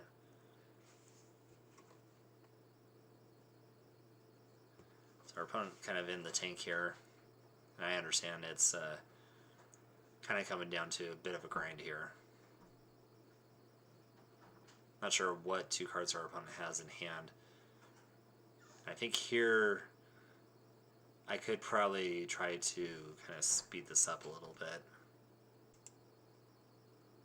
Yeah, so we crack our fetch land, end of turn.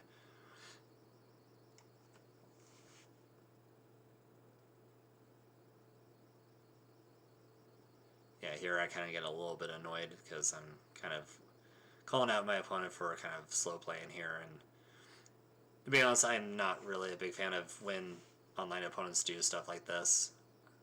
As you can kind of probably see in my text a little bit here, I'm not really pleased with the fact that our opponent just decides to kind of play slow. And now one thing I may not be noting here is our opponent could have a disconnection with their internet or something slow going on. Can't imagine that our opponent was playing or doing another game at the same time, but I think most importantly you just don't want to be kind of a poor sport and just finish your game, because if anything I could have just done that with our last round opponent, but thankfully enough our opponent conceded and we're able to go to our 4th round here. So we are on the play for round 4, and here we are, let's see, our total matches were 2-1 right now. Really think we could be 3-0 after our second Affinity matchup, but it is what it is. But 2-1 so far, off to a pretty good start here. Fortunately, though, I don't like seeing Eldrazi, so I'm a little concerned about how this matchup's gonna go. Our opponent with an aggressive start here. Not as scary as I thought, because I thought we were playing against Eldrazi ramp here, and it looks like we're just playing against Eldrazi. Colorless Eldrazi.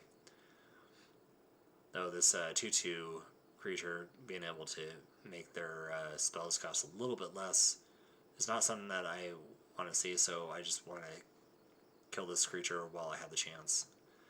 So we play this Discharge, we'll go up in energy, play our fetch land, sign it up for a Surveil land. Opponent playing a mountain here, which kind of throws me off a little bit because I'm honestly not sure if we are playing against ramp here. Not really sure what the red is here for. Probably for like sideboard cards like Stone Rain, which is commonly played in those sideboards. So we Surveils, and I think we top deck is Solitude there, so keep the Solitude on top there. Set up our turn 3 with a stock up. Our opponent responding, which looks to be a Kozilek's Command, so they'll be able to ramp at instant speed. And Kozilek's Command is just so good of a card. I think if it didn't have the Kindred or Tribal ability, or Tribal card type, this card wouldn't be as good. So we look at our top 5 cards, and I couldn't resist, but I had to just take the other 2 stock ups here.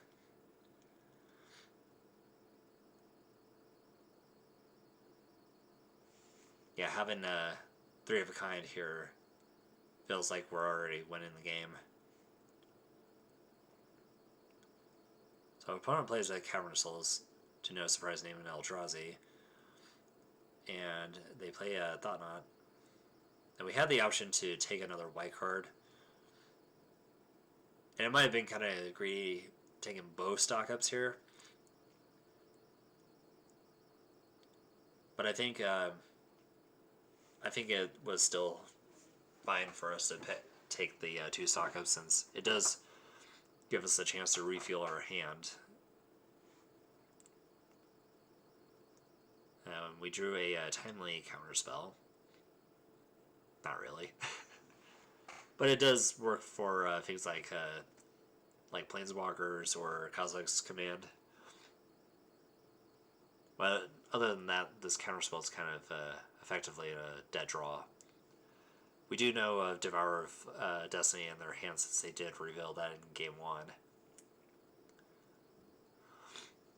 So we stock up, and we want to be able to hit our 5th land drop, so we take the Mountain, and we take Tune the Narratives, just so we can be able to cast this on at end step.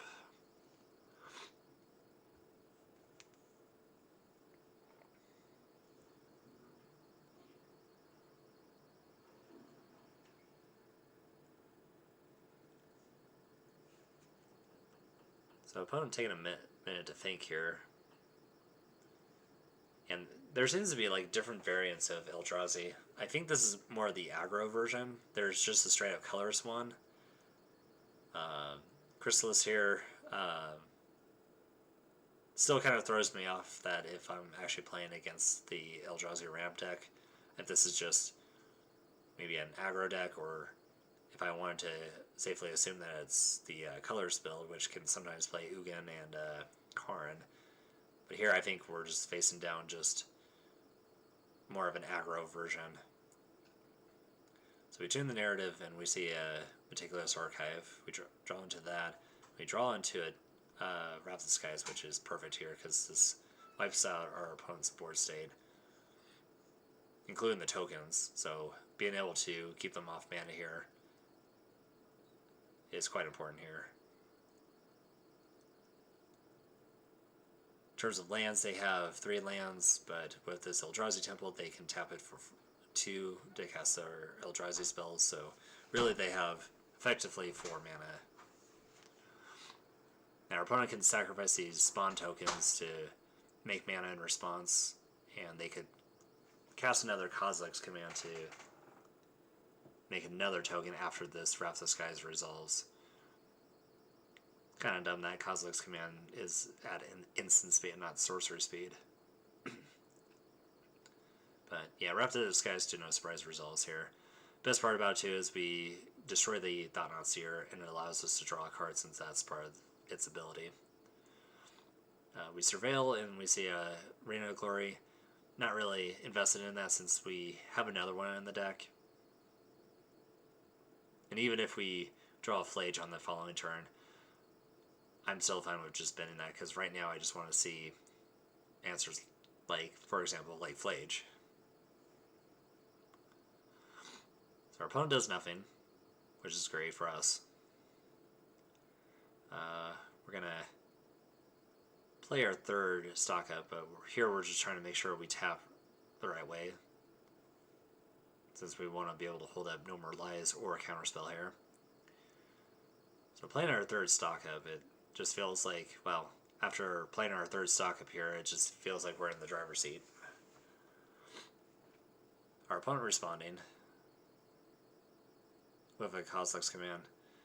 And since our opponent's tapped out, and we're not really getting any use out of our counter magic here, we just want to be able to normalize this while we have the chance. And I think our opponent is smart enough to cast this in response to our stock up, because we could get things like a counterspell like that. And yeah, our opponent definitely was smart there, because we definitely ended up taking a counterspell in addition. So we play our fetch land and just pass the turn, probably just setting this up to get our final Surveil land. Our opponent trying to tap 4 mana here. I think this is another Thought Knot Seer. And here we have a pretty good poker hand.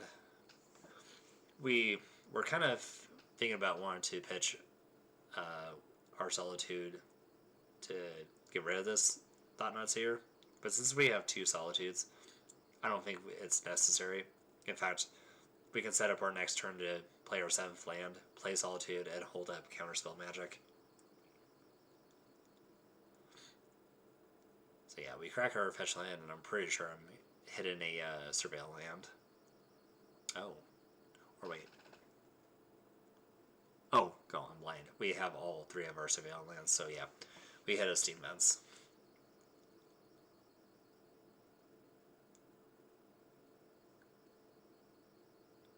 Play our 7th land. Yeah, 7th land here. Nice setup in case we do draw our Phlage here. Opponent tapping out. It looks like they're playing a Chrysalis here. Can't counter that, unfortunately. And even if we could counter that, they still get value off of these 2 tokens.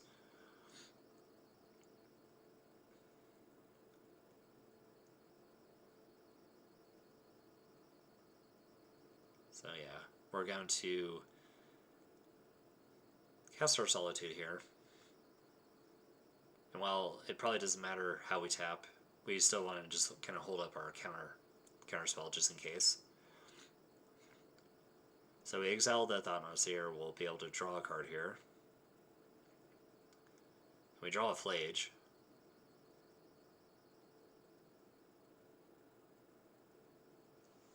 Definitely important here.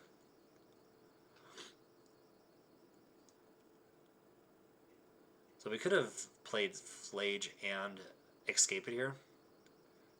I think on this turn, I wanted to prioritize a stock up, or force stock up, and we're kind of contemplating on what to kind of take here. So I think we take Teferi and a Force Negation here, and looking at how this matchup's going, I don't think it was right for me to take the Force Negation. I probably should have just taken the Tune the Narrative instead. But just in case there's another Kozilek's come in, I just wanted to get that Force Negation instead. So we attack with Solitude, which might seem like a misplay here, since our opponent can sacrifice one of their Eldrazi tokens. But that's okay, because it gets blocked, and we're able to play a Phlage. Opponent didn't really have to block there if they didn't want to, but looked like they wanted to kind of take advantage of it, since they were kind of thinking, well, this is a 2-3. If I attack with my Solitude, we'll just be able to simply trade. Luckily, we get our opponent with a Phlage. They could sacrifice their token, but their Chrysalis is still going to die.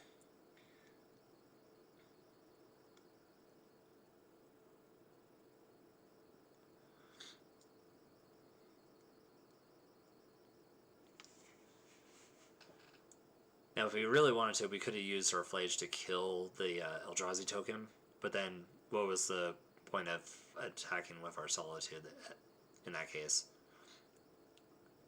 So, our opponent with 4 mana, possibly 5 mana if they're casting Eldrazi. They play wannabe Cavern of Souls land, as I like to call it. I think it's like oh god, the text is so small right now, it's hard for me to see this. Uncharted territory, I think is what it is. So similar to Cavern of Souls, minus the part where I can actually counter it. So they're playing their 2 mana Lord here. And I think this is where I start to realize, oh, this is more of an aggro deck, since we see this Eldrazi Linebreaker. And that card, it's kind of scary for us, since they're able to give one of their creatures, I think, what is it, haste, and it gets +X+O equal to the number of Eldrazi's you control. So they're able to attack us for a total of 6 damage here. And what's also scary with their Lord is their Eldrazi colorless creatures get +1/+1, so their Eldrazi spawns end up being a 1-2. So end of turn we crack our fetch land because we just want to thin out our deck a little bit. Here we're kind of starting to kind of run out of gas, which is kind of surprising since we played 4 stock ups this game, and it feels like we should be in the driver's seat, but not so much here. But again, this is another reason why we play Phlage, another reason why playing red in the deck is so important. Here we're just trying to hit all our creatures, lands, or planeswalkers. We're able to cast Phlage here. And if Phlage results here, we're going to hit, I think, well, I don't think it really matters here since it does have haste. So we're going to be able to kill their Eldrazi Lord here, and then their Linebreaker shortly after the attack here.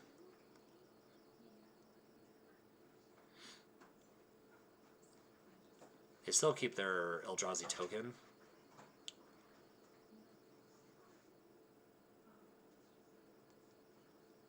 But this is where we could play our Teferi to get rid of that token.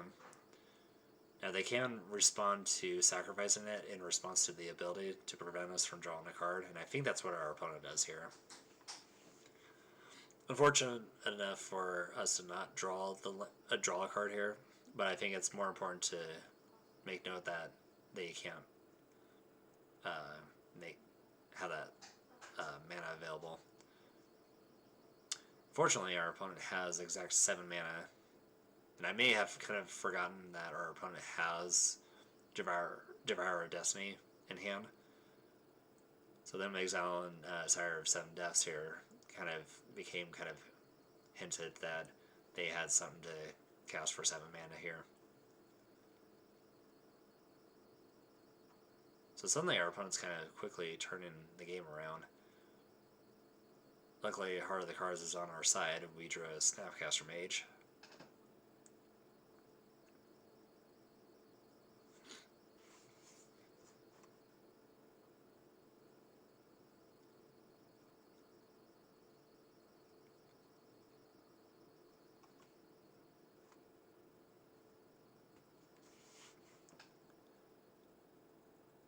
So, yeah, we just play a land, pass for them.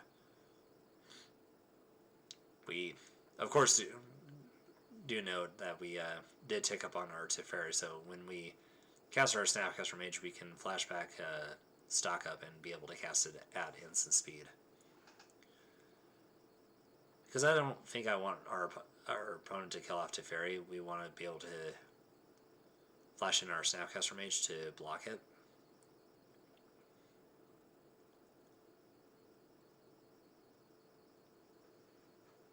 So before blocks, I think we cast our stock up here.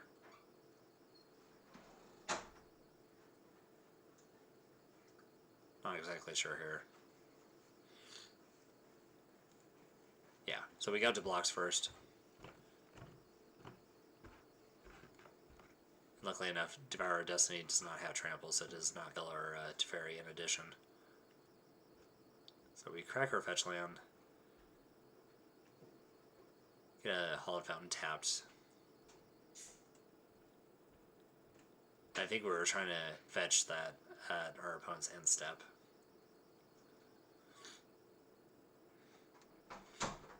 Maybe a slight misplay, but not something that severely punishes us. So we try to play cautiously on our opponent's end step, also trying to make sure that we did not misclick, because I think if we misclick there, that would have just been game over for us. So here's to our 5th stock up for the game. At this point, I'm kind of wondering how many stock ups does it take for us to kill our opponent. Eldrazi definitely, I will tell you, puts up a fight.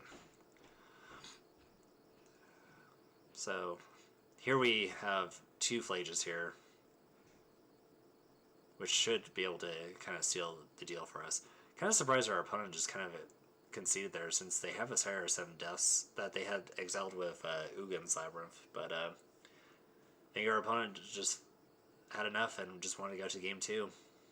So here our sideboard is amazing here because we bring in Chamas and Consign the Memories right off the bat. Even though Consigns don't do so well against a Cavern of Souls, we can stop things like triggered abilities. So like Devourer of Destiny, trying to exile one of our cards, we can stop the triggered ability. Or this also gets rid of Kozilek's Command, being another answer. So we hit submit, but yeah, we pretty much get rid of cards that just don't really matter in this matchup. Like Teferi, I don't think we're really going to get any use off of it. Force of Negation, we didn't really see a whole lot. I think the only cards that really did matter were like Kozilek's Command, but we also have Consigned Memory to answer things like that. So we cave our 7, mostly because we have this Chama, but we do need to hit like double red here to make our Chama really good here. But I think with double Tune the Narrative, I think we will be able to most likely see double red.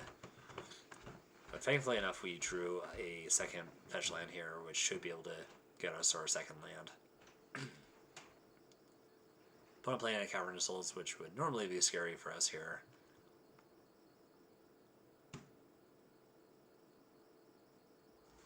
Opponent playing their Lord. And here we play... Normally we would do a Surveil land, but I wanted to get value off of the Tune the Narrative. I was really happy to see a second Chama here. Because if they play another colorless land, our Chama only costs 2 mana.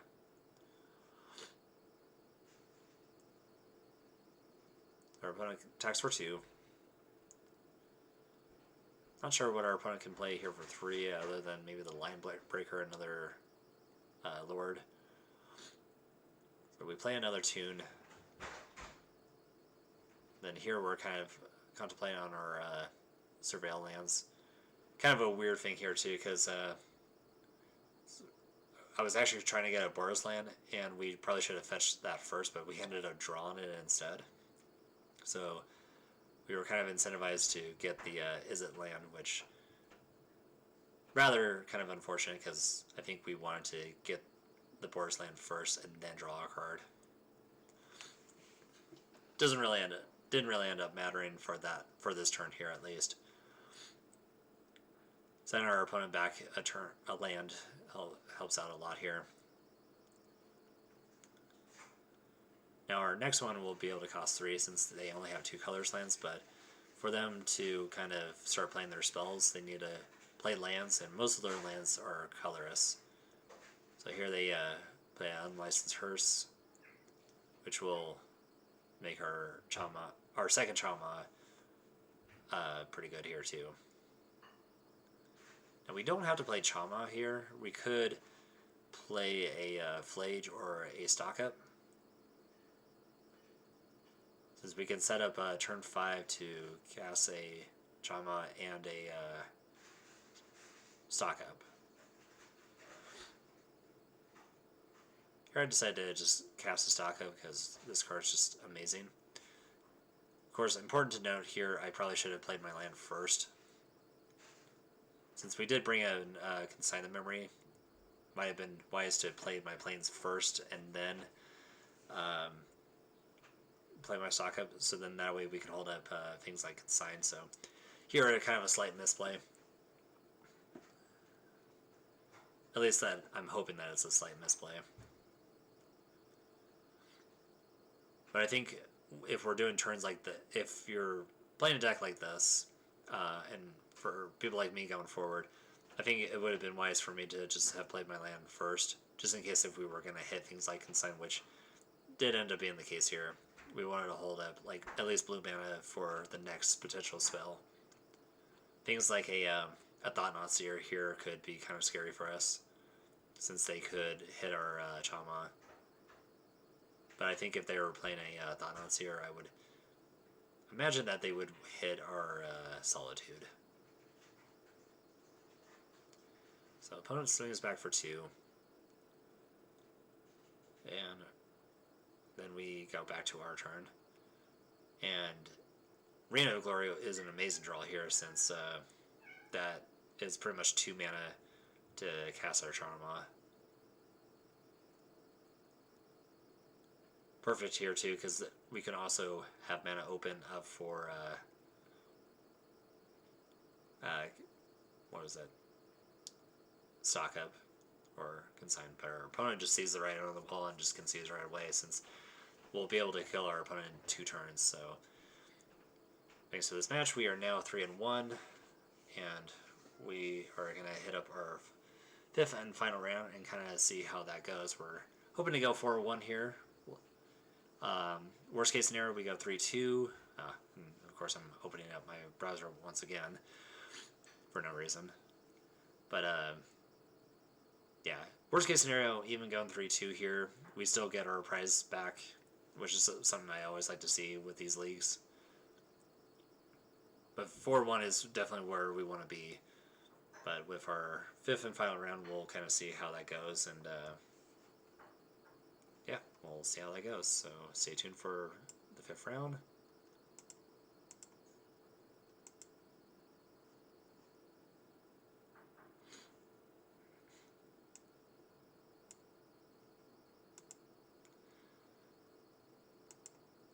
Alright.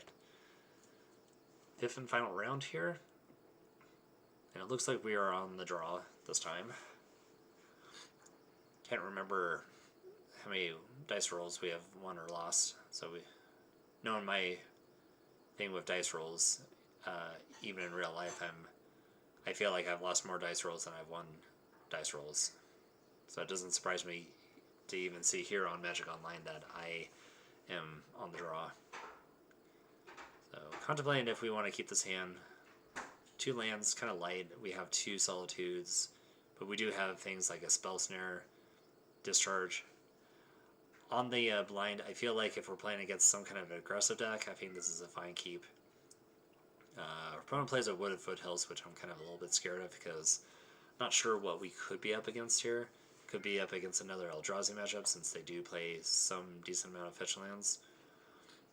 So they play a Wooded Foothills, crack it at end step, and do a Thundering Thalls, and I see a Preordain. Seeing this kind of makes me think, okay, this might be the is it Prowess deck.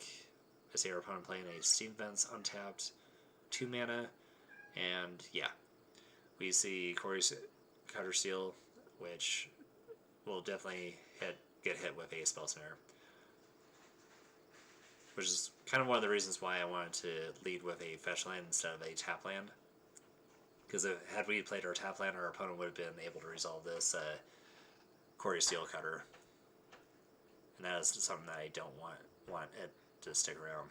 So we play our tap land, we save plans, and we decide to keep it on top, since we kind of want to see maybe getting up to 5 lands here to cast our hardcast our Solitudes, if it comes down to that.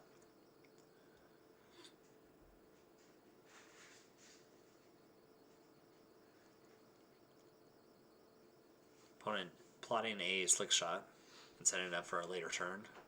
Our opponent plays a Sacred Foundry, which kind of throws me off a little bit, because in my last RCQ, I did play against a Jeskai opponent that was playing something similar to this, so the Splash White kind of makes me kind of question like what white spells they could have, if this is something that's in their main board or most likely out of their sideboard.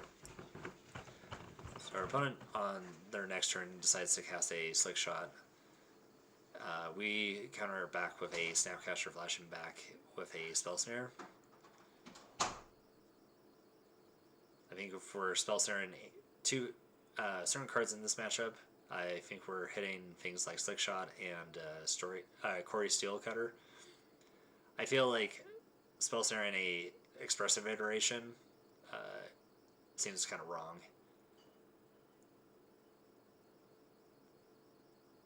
And of course, I think our opponent was trying to play a Slick Shot. Now, we could have not countered it and used something like Discharge, but because these decks play, what is that? The Mutagen Growth. There we go. Their Slick Shot would become a would have 4 toughness. So I think trying to counter and have less creatures on the battlefield as much as possible is something that I was kind of considering here, since I would like to save that spell snare for another Core Seal, but I think countering the Slick Shot seems like the wisest move here, since they could potentially have 2 here on the battlefield if one of those 2 cards in their hand is a Mutagen Grove. I think if we had 1 energy, we could have actually just not countered it and just done a discharge and go the full on 4 if they try to go Mutagen Grove. Maybe they have both Mutagen Groves.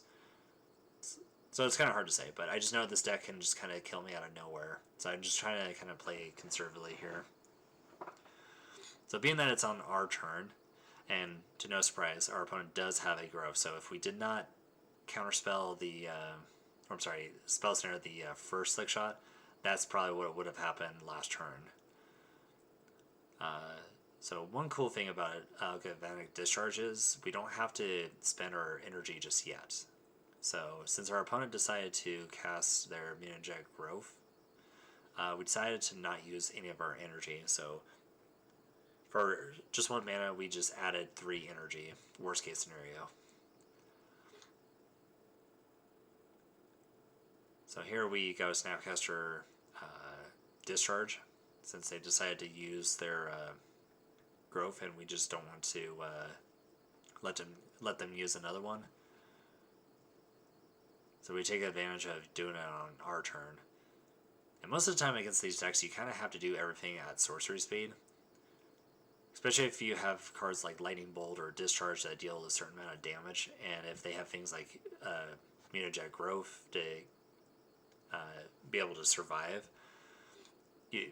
that's going to be able to boost up their power in addition to, and they can just kind of kill you out of nowhere. Like this Sphere, we probably could have held back this Snapcaster Mage just as a blocker. Because here, while we have a Solitude Pitch a white card, our opponent could kill us with a what is the card I'm trying to think of? I have it right here. Violent Urge. To give our creature, or I'm sorry, to give their creature +1/+0 and double strike. Assuming that they have Delirium here, which I'm pretty certain that they do have Delirium. Land, sorcery, artifact, instant. Yeah, that is definitely they're definitely delirious. So our opponent has a Sphere that's a 3/4 haste and prowess. Now they do have the option to Lava Dart, deal 1 damage to us, and our Sphere, or their Sphere, would be a 4/5.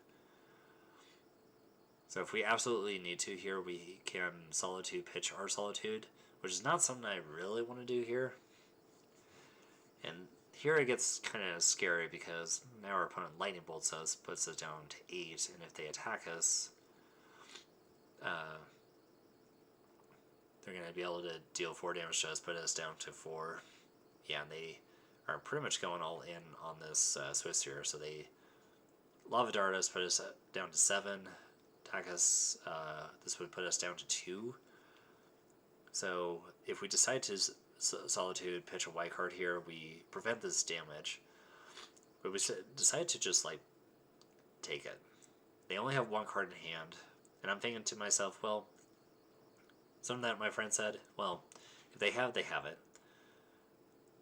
And I'm kind of glad we didn't go with that line of play here, because we did draw a Phlage, which is an important draw here, and I think this is another reason why I'm playing 4 instead of 3.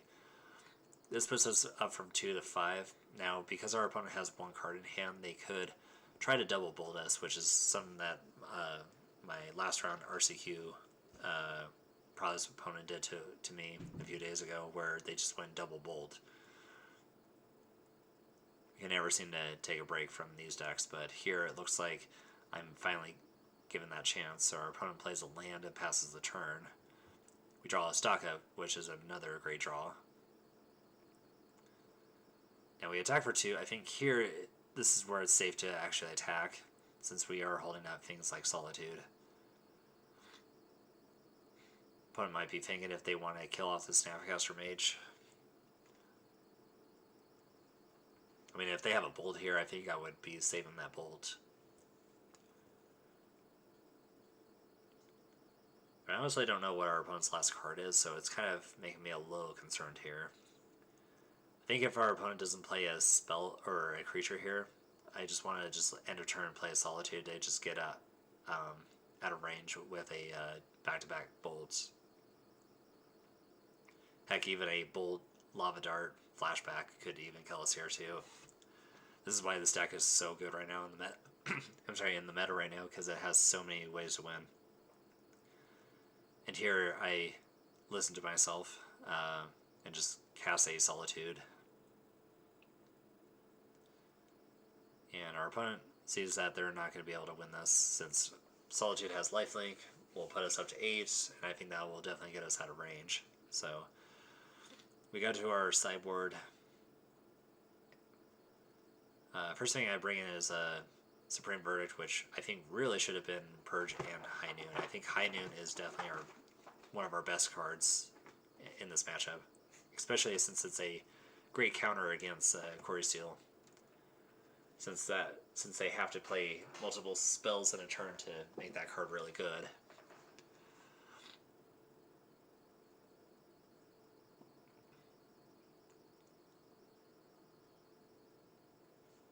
Yeah, High Noon's a great draw.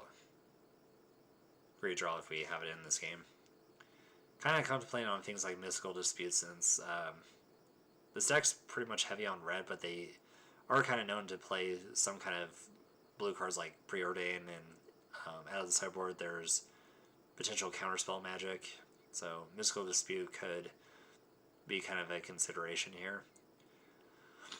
Here I'm definitely taking out things like Force Negation, since we don't really want to be too for-one-in ourselves. I know it's a thing that does answer Corey Steel, but I don't think I want to just keep it in for just that. I think we have other answers that we can deal with.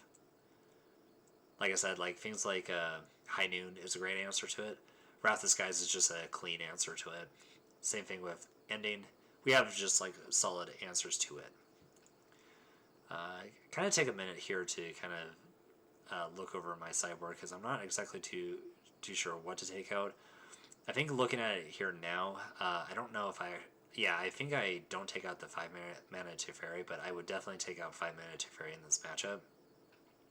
If the games go that long, we're definitely winning this game no matter what, with or without Teferi. As shown in game 1, we won pretty much with Solitude by themselves.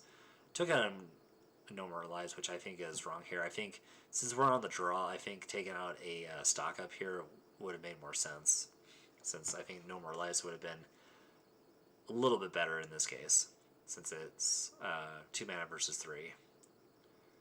Not dismissing that stock up is a terrible card, but in this matchup, this deck, especially since we're on the draw, stock up on turn 3 can be kind of the deciding factor if we win or they win. So our hand's not good enough, so we mulligan. Here we're going to need to get some good payoffs here. I think we'll definitely need to excuse me.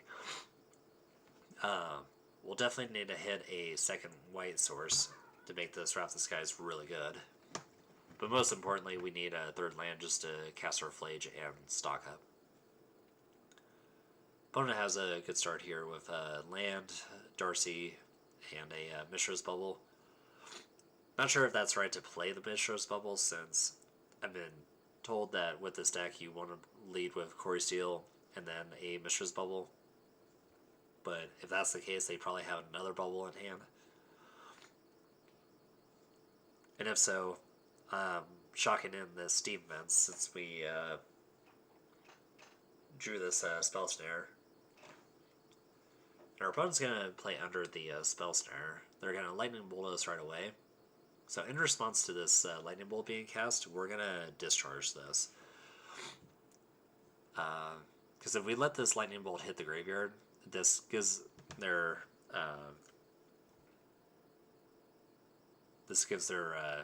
graveyard Delirium. Now our opponent tries to cast a Mutagen Grove, which without this Surveil would seem a little bit strange here, since it would still kill it regardless, but our opponent tries to kind of risk it to get another instant spell into the graveyard, instant or sorcery here, or heck, even a creature. So they definitely have some good hits. So it's neither of those. I feel like if they would have hit a creature, instant or sorcery there, that would have been able to get our get Darcy out of range. There would have been a 5/5, but luckily enough, that did not pay off well for them. So we were able to kind of ditch some spells out of their hand. So seeing the fact that that Mutagen Growth was just a pump spell for no good reason, kind of puts us in a really good spot here. We did draw our third land, our Flooded Strand, so we are able to get our second white source. So I'm kind of feeling kind of good about this matchup so far, but at my last RCQ, I ended up going 0-2 against this deck, which kind of unfortunate because I feel like this is a really good matchup for us. I think in my game 2 against that opponent, I think I misplayed a few times where I should have just actually won the game. Things like I ended up casting a stock up over a Solitude where I should have just held up mana for Solitude instead. Wasn't playing so smart. And here, speaking of playing smart, I decided to not Spell Snare that Expressive Iteration. I could have, but again, as I previously mentioned, I feel like Spell Snare in a Expressive Iteration seems wrong. I'm not really scared about iterations since they're going to eventually draw into those cards. And a Core Steel or a 6-shot is a little bit scarier for me to face down, given the context of our hand. 6-shot is something that we have to answer at its speed. And things like Phlage and Wrath of Skies, while they can answer it, they can just kill us. They can kind of one-shot us with Slick Shot.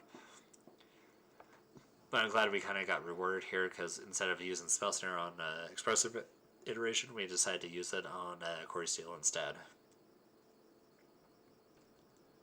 So on our turn, we crack our fetch land. Here we get a basic Plains.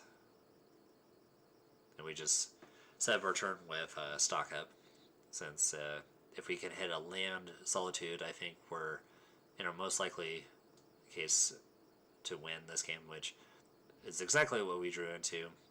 So we draw into Flooded Strand and Solitude. Best part about Flooded Strand here is it's another card that adds to our graveyard, which can be something that we can use for Phlage to exile or be able to cast from our graveyard. Now, our opponent using Surgical Extraction kind of aggressively here to get rid of our... I can't remember what they exile here. It looks like our Flooded Strand, which doesn't make sense to me. Not really sure what they're exiling here.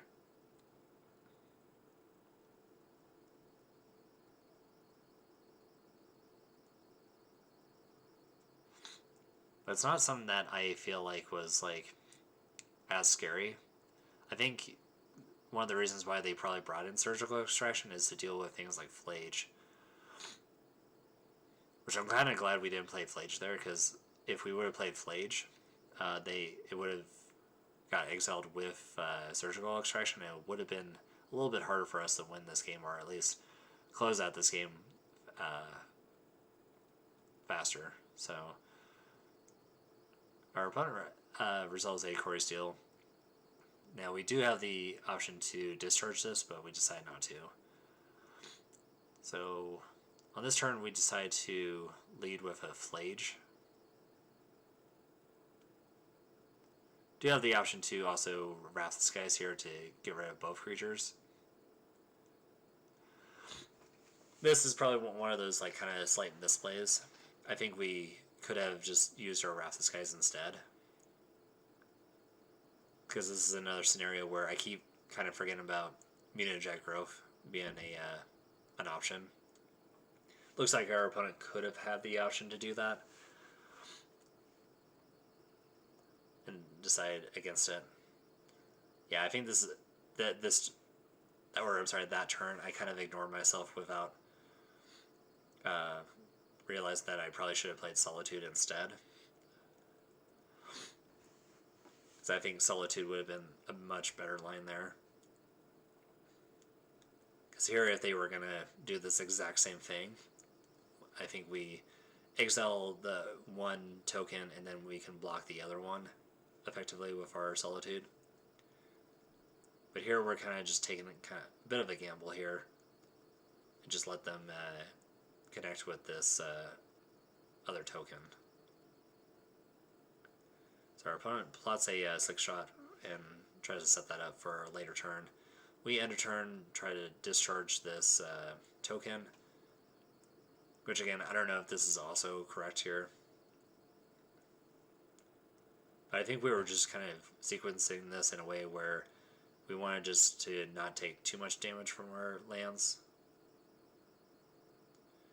So we see a Arena of Glory, and I kind of contemplate about putting that into the graveyard, and I'm kind of glad I realized that we did not bin it, because we do have this Phlage, which, come to think about it now, our opponent is at 12 life, so this kills our opponent for exact lethal. So had we been that, we would have not won on this turn. But I saw the line, took the line, and yeah, was able to play this Phlage, and I think here we end up taking this game down. Yep, our opponent just conceded right away, so yeah, we go 4-1 with this deck. Very pleased to see that. And yeah, stay tuned. We're going to kind of just do a deck review of the deck. Alright, we are here for the deck review.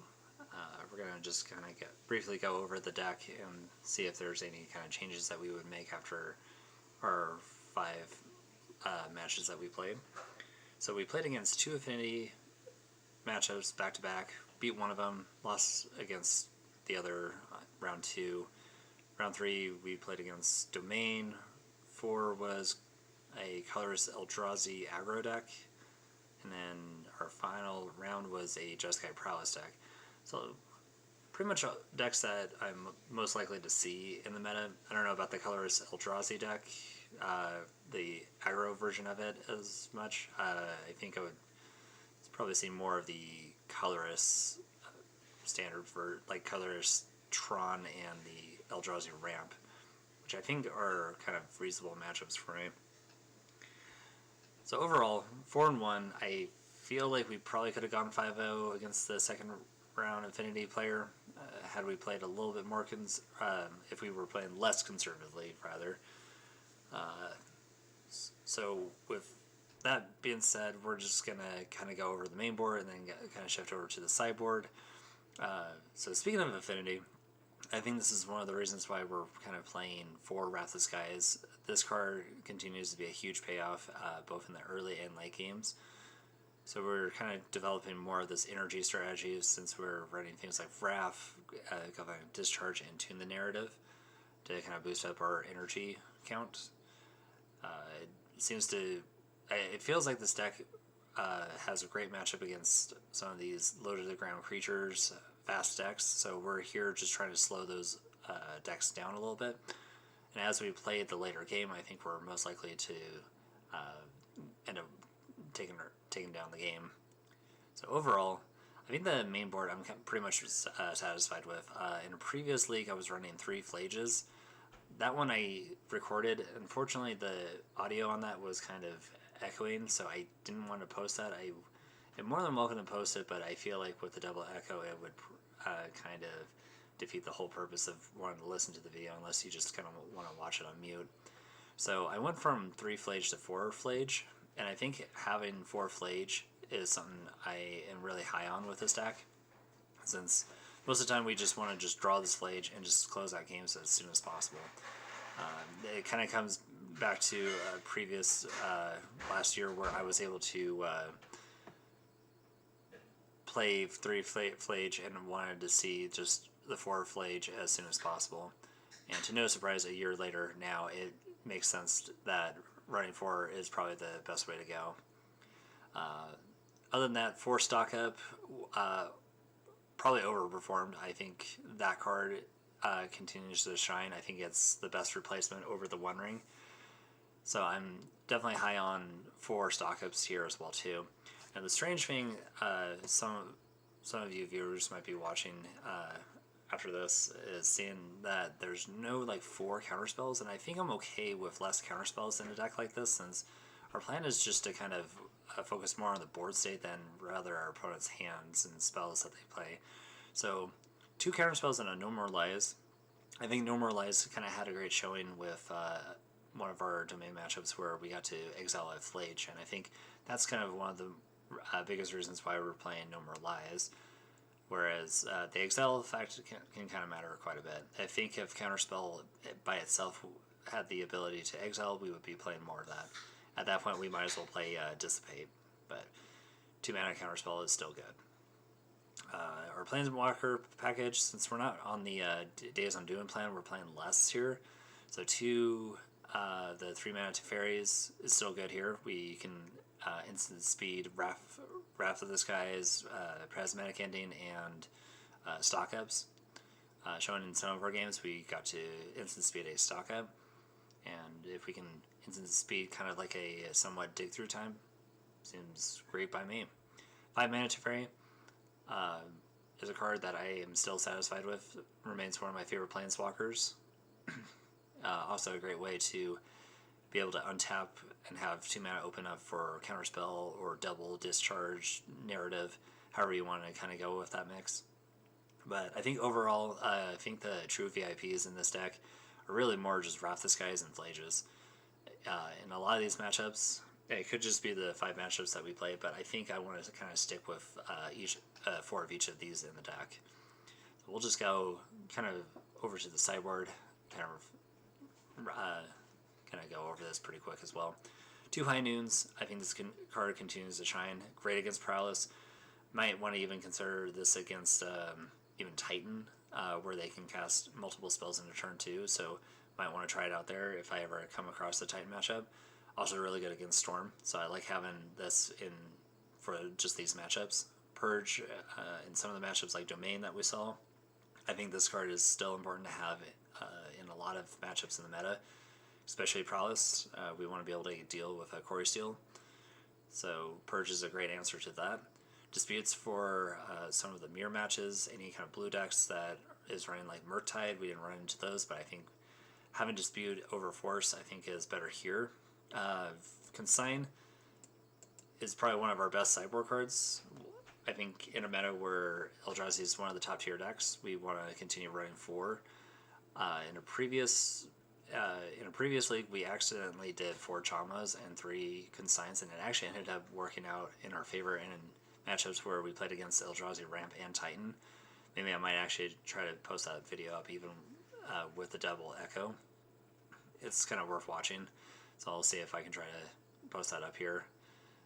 But with 4 Consigns, I'm pretty much set on. I think the 4-3 split with the Chamas and the Consigns are kind of the way to go. So that I don't think I'm gonna swap out anytime soon. So for as long as Eldrazi becomes a thing, I'm gonna just have these as the key cards to keep in this deck. Surgical Extraction, I'm running this over Soul Guide Lantern. I think in a deck that runs Snapcaster Mage, we can get value off of using Surgical Extraction. Can kind of hurt some of those combo decks. Can also hit our opponent's Phlages. Being an important card overall, and something that I definitely want to keep in matchups that may be important.